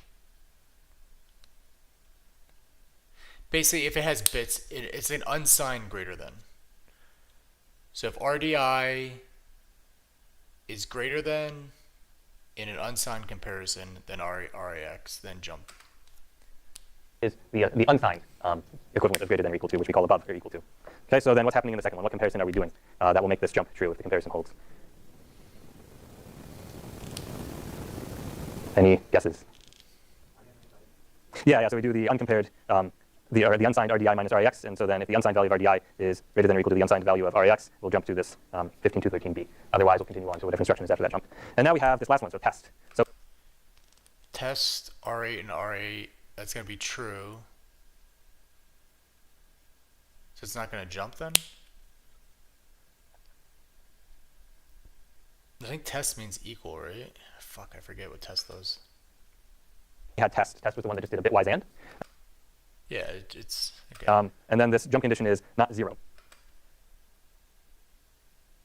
So yeah, basically it's going to jump whenever R8 is not equal to 0, and it's jump to the address stored in RSI. J and Z, jump not 0. So, okay, so we're testing if R8, bitwise and R8 is not 0. When is that going to happen? Has any bit set? Whenever R8 is not 0. So what this comparison is actually doing is it's just checking R8 not equal to 0. And if R8 is not equal to 0, then it's going to jump to the address stored in RSI. We have parentheses around it, which means dereference. So we go to RSI and we look at whatever address is stored in it, and we jump to that location. Otherwise, we just continue on to the next instruction. So does that make sense to everyone why these three things are the three that they are? Okay, good. So let's talk about BOM Lab some now. So there's a couple different utilities that will be very useful to you as you go through your BOM Lab. So what I have here, I've downloaded a BOM. You're going to get some BOM that's going to have a number. Can you see that at all? I think these. Can we turn off that light? Okay. I will.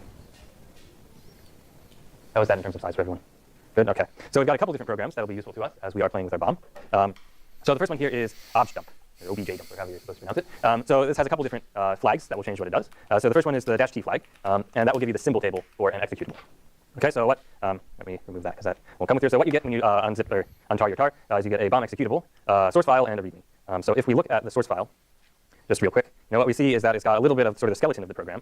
You can see that we've got initialized BOM, and then we run phase 1, 2, 3, 4, 5, 6, and Dr. Evil prints out some punting strings at you as you go, and hopes that he's able to stop you with one of these. This is all the source code you get, though. There's obviously a lot more going on than this because you don't get the actual source code for what phase 5 is or what phase 1 is, just the fact that it's being called. So this is useful to read, just so that you sort of know the high-level control flow that your BOM is going to be going through, but you'll need a little bit more than this to understand what's going on. So we have the BOM executable, and that actually is the code that's going to be running. So in there is all of the information you need to know what's actually happening. So one of these programs that will be helpful to you is this objdump program. So -t will give you the symbol table, and you give it the executable. And I'm going to pipe it to less just because there's a lot of output. You could also just have it dump it all into your terminal or pipe it to a file if you wanted. Okay, so what do we get? So we know that we have a BOM, and it's going to give us a bunch of information about all of the symbols in this file. Maybe I'm a little bit, yeah, that's better. Can you still read it? So the lines don't wrap as much. So yeah, so we've got interesting things in here. We see there's like a .text and a .data and a .dss, and those are things that are actually in all of your executables that you'll learn about in this course. So far, none of this is particularly interesting. Oh, look, it calls malloc sum. We can see that. What else does it do? It's got some locking and unlocking. What else does it do? Check free. A lot of this seems like it might just be system calls.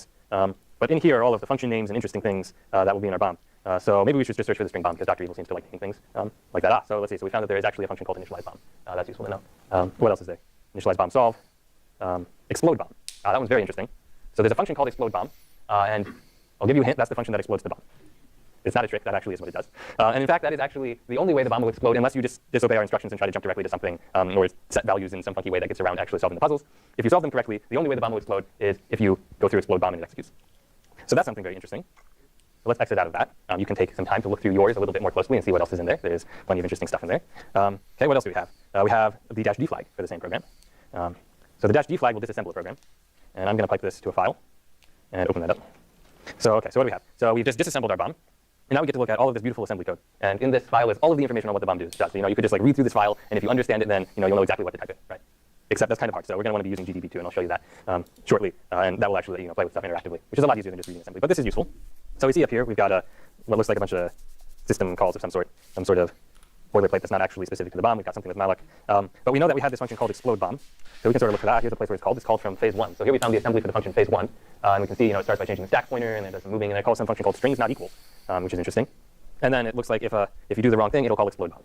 Otherwise, it will jump over that. See if this comparison succeeds, then it jumps to 401397. Oh, and look, 401397 is this line here, which is after the call to explode bomb. So if you got that comparison right, you won't explode the bomb on this phase. We can keep going. So all of the phases seem to be calling explode bomb. That's not surprising. Here it is. Okay, explode bomb. So this is actually the assembly for explode bomb. So we could see what explode bomb does. My hint is that you should probably just keep your code from ever going into this function at all. There's really nothing useful you can do by going partway through explode bomb and then trying to get out later. Okay, so that's explode bomb. We had phase 1 up there, which was interesting. Here's phase 1. So this is sort of what you want to look at to figure out how to get through phase 1. And so we can look through all of this assembly as much as we want. There's lots of great things in here. There's also the function called strings. So strings will give you all of the printable strings in an executable. I'll pipe it to less again since there's a lot of them. And some of these are like complete gibberish. Like, what do all of these mean? Who knows? But if we look through this, it looks like we found some of the error messages that are in the program. That's interesting. And so we can sort of just look through it and see if there's anything meaningful in our bomb that might help us out. And we keep going. Eventually, here's some more interesting stuff. So let's see. So okay, these, it looks like we've got some code of some sort here. Maybe that would be useful. Maybe not. There's a bunch of different messages. So, and there's my Android down the bottom. Apparently it's in the bottom. So now you can sort of look through this to see all the printable strings, and maybe some of them will be useful to you. This is an easy way to get at all of them. And then, of course, there's the tool that you'll be using the most for this lab, and that's GDB. So, okay, yeah, so that's those three. Now we've got GDB. So the way you open GDB is GDB. This stands for GNU debugger, by the way. So GNU being the same GNU from the GNU compiler collection, GCC, or GNU Emacs, or also the same GNU that's responsible for ls and cd and pwd and pretty much every function you use on Unix, except for the kernel itself. Okay, so GDB. And then you give it the name of the executable. If you don't give it the name of the executable and then you go into it and hit run, it'll just complain that doesn't know what to run. So this opens up GDB for the bomb. And so there's a couple different useful commands that you can use in GDB. One of the ways to learn what all the commands are is to just type help. This will be very useful to you to learn what different things you can run. So right now it's going to tell me that there's a bunch of different classes of commands. There's so many of them, it wants me to tell what sort of thing I want help with. So how about I want help with breakpoints? So I can put help breakpoints, and that will tell me the different commands relating to breakpoints. There's many of them. So it tells me that one of the commands about breakpoints is called break, which sounds really useful. I'd like to be able to set a breakpoint. So if I type help break, I can actually then even get more information. More information on the specific function called break. So it tells me that the correct syntax is break, and then a location, and then optionally I can add some more an if condition or thread number to that. Okay, so what do I want to do? So here's another hint: is tab complete works in GDB. So if I type br and then hit tab, it'll fill it out to break because that's the only other thing you can fill it to at that point. So what's the first thing I want to do? I don't want to explode the bomb, so I'd like for my program to stop before it explodes the bomb.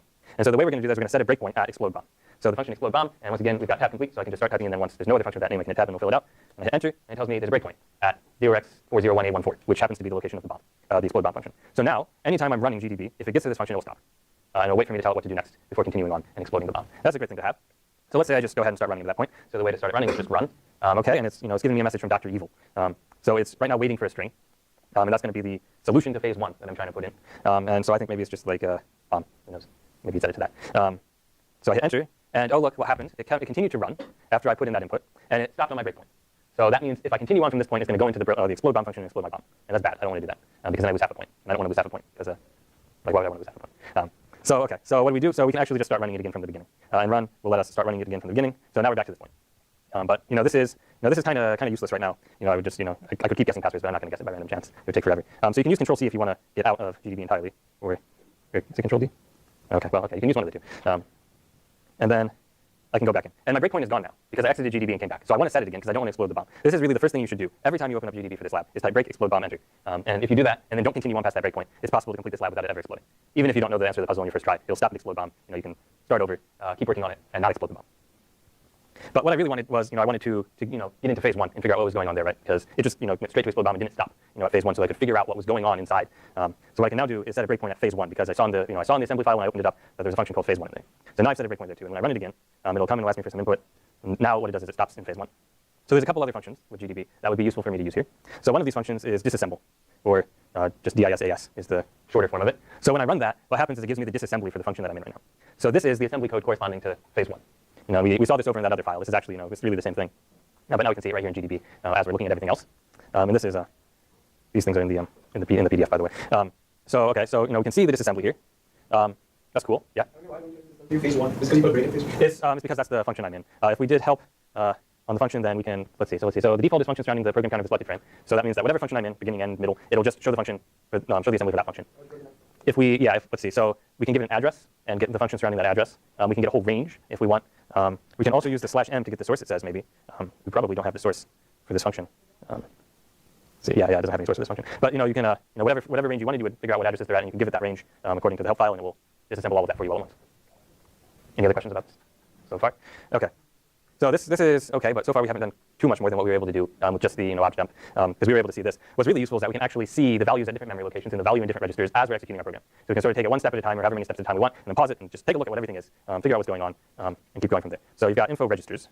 And what that will do is that'll print out the values in all of your registers at the moment, and also some of the flags. So what you can see here is all 16 of those registers. They've got these values in them. We've got the instruction pointer is at that particular instruction. RIP is the instruction pointer, and then we've got some flags set to some particular values. Maybe we don't want to see all of the registers at the same time. Maybe we only want to see some of them. We can do that by printing out a particular register. And it is $sign in GDB to prefix the register, which is kind of strange considering that in the assembly $sign was for constants and percent was for registers. But with the print function, it's $sign register name, and that's the way it works. And of course, you can always use help to figure out exactly what function wants if you're not sure. So this is printed out for me, the value in RSP. And there's another function. We've got step I, which will just step an instruction. So I can do that. Okay, so I've step one instruction. We look up here, we can see that we're now at this instruction. It gave us our new program counter. So we've executed this. Subtract 8 from RSP and store that in RSP. And so if we do another print of RSP, we see that indeed the value of RSP has been decreased by 8. So we can sort of use these printing functions and info and such to figure out what the different values are in our program as we go along executing it. And we can stop it at any point and look up what everything is that we want to know. So that was the step I instruction. Step I just steps a single instruction. We can run that multiple times. You can also just use SI, does the same thing. Okay, so what else do we have? So info registers, we've shown that, we've shown printing. Then there's X. So X is the examine command. So what's the format for X? So we can give it address or a register. So if we want to examine what's at RSP, now we can actually see, we can see this way what's the value at RSP. So it tells us where RSP is and that its value is this constant here, 004031880. Maybe we want to see multiple things. So there's these different formatting options. So we can see 4 words in decimal at this value. So then we get those. And so now you can sort of print out ranges of memory and see what values are in them. Using a register or an absolute location, as where you're going to start from. You can see all of the values of the registers. You can see the assembly, what the assembly is, where you are. And so doing this, you can sort of step through the program, setting breakpoints, stepping one at a time, whatever you need to do, and sort of start to reconstruct what's going on with this bomb. Because all of the information is here, of course. The computer has to know what to do. And all of that information what the computer has to do is stored in the assembly. So as you step through it, the information for what you need to do to make it not go into the bomb function is there somewhere. You just have to sort of reconstruct it from this low-level representation, since you don't have the source code available to you. So any questions about GDB so far, the functions you've seen, how to use it, how to figure out how to use it when you don't know how to use it? There's also, there's plenty of tutorials for GDB online, but one of the most useful things will just be this help command. And if anytime you want to see a list of things available to you or how to use them, this will tell you exactly how to do that. No questions so far? Okay, so we can play around in our bomb a little bit more. So let's see. So where we go? So we've somehow made it into the function strings not equal. Apparently, I stepped enough times that I ended up in that. So now we get to see the assembly for strings not equal. And so this is, obviously this is something important for the first phase of the bomb. It wants checking if 2 strings are not equal.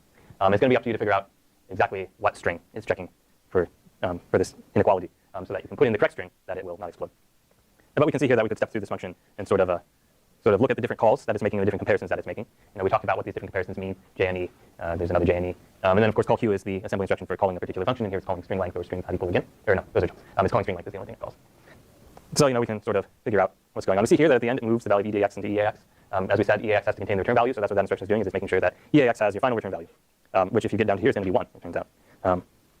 If the compiler was a little bit smarter, it probably would have moved 1 straight into EAX because why did we put in EDX at all? But sometimes compilers do weird things like that. And then we pop some stuff off the stack. You should read up in the book about stack discipline if you want to know what's going on there. That's all in the book of how the stack is managed. And then we return to the calling function.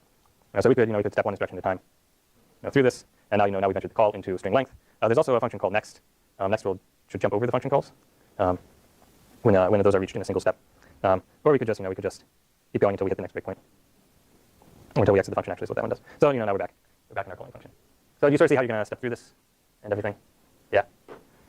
So we can keep running this. So one thing that you don't want to do is once you get to this explode bomb, is just keep going, because then the bomb blows up.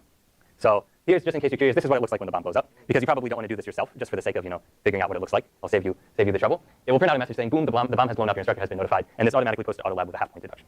So right now I'm losing half a point on autolab. If you happen to only blow it up exactly once, you won't lose any points, because we'll be generous and truncate that value for you. But there's the notification. If you try doing one of the things, such as jumping directly to an instruction or running it somewhere off of the instruction machines, you might not get this notification. You might just lose the point. That would be unfortunate because you might not know what's happened until you go back and check out and write that value for you. But there's the notification. If you try doing one of the things, such as jumping directly to an instruction or running it somewhere off of the instruction machines, you might not get this notification. You might just lose the point. And that would be unfortunate because you might not know what's happened until you go back and check out. So read the handout carefully. Read the handout carefully and don't do any of those things that we told you not to do.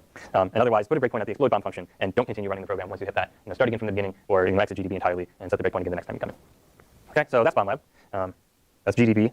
GDB, the thing about GDB is it mostly just takes some practice to get used to reading the assembly and running through GDB. It's not a particularly complicated program, though. This sort of core set of instructions here that we've listed on the slides are the ones that will be really useful to you. And there's other ones too. I could actually show you. You can get like the call stack, the backtrace of a call stack.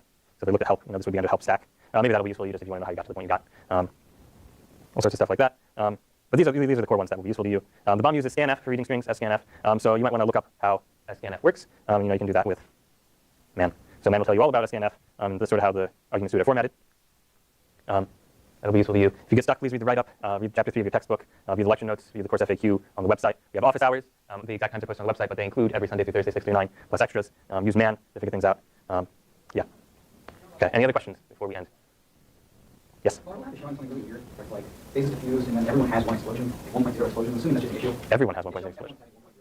That's probably not true. That's your explosion score to your actual score, or your overall phase diffuse score. Everybody has a 1.6 explosion. That's weird. I don't know why that is. Yeah, I'm not sure why that is. We'll see if we can figure out what's going on. Any other questions? Okay, good luck with your bombs.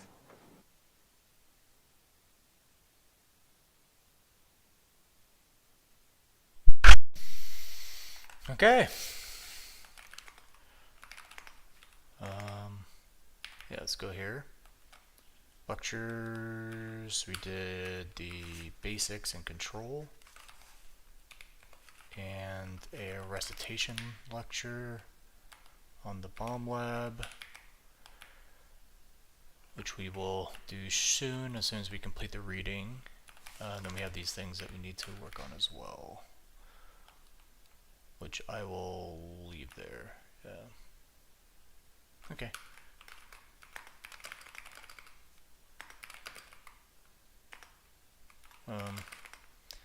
Yeah. So README updates. We got our chapter 3 stuff that we've completed, problems, some assembly, and that's it. If I do get LGA 3, let's say get CI, we'll do LGA, 10, get CI, progress on chapter 3, get push all. Cool. Just wanted to record my progress there. Alright, I will go ahead and end the stream here. Let me check my calendar for tomorrow. Oh, it looks like I had some delivery. Oh, it looks like I got a new book. I think it's a systems design book that I ordered earlier today. Alright, so yeah, not much going on this week, so I will be on tomorrow morning to resume reading about control. And yeah, hopefully we get through control and procedures. And let me see what else is ahead of us. We got control procedures, array allocation and access, heterogeneous data structures. So I definitely want to get through these two sections at least tomorrow. I don't think that's a big ask. Maybe array allocation access, and then we'll see where we get from there. But yeah, making progress on chapter 3 here. These sections were like really difficult to get through, so I'm glad these sections are at least a little bit shorter, so that and more self-contained, so that it's easier to get through. Yeah, and then I guess chapter 4 we have process architecture, optimizing program performance. That's going to be a fun chapter. The memory hierarchy, linking, exceptional control flow, virtual memory. So all of these things are things that I would benefit greatly from. System level I/O, network programming, and even concurrent programming, I feel like I'm going to read them just to be a completionist here, but I think that I'll probably get less out of those just given the amount of learning I've been doing about system level I/O, network programming, and my past history with concurrent programming. But yeah, all exciting stuff. Cool. So I'll be on tomorrow morning then to pick up where I left off on control. Cool. Later.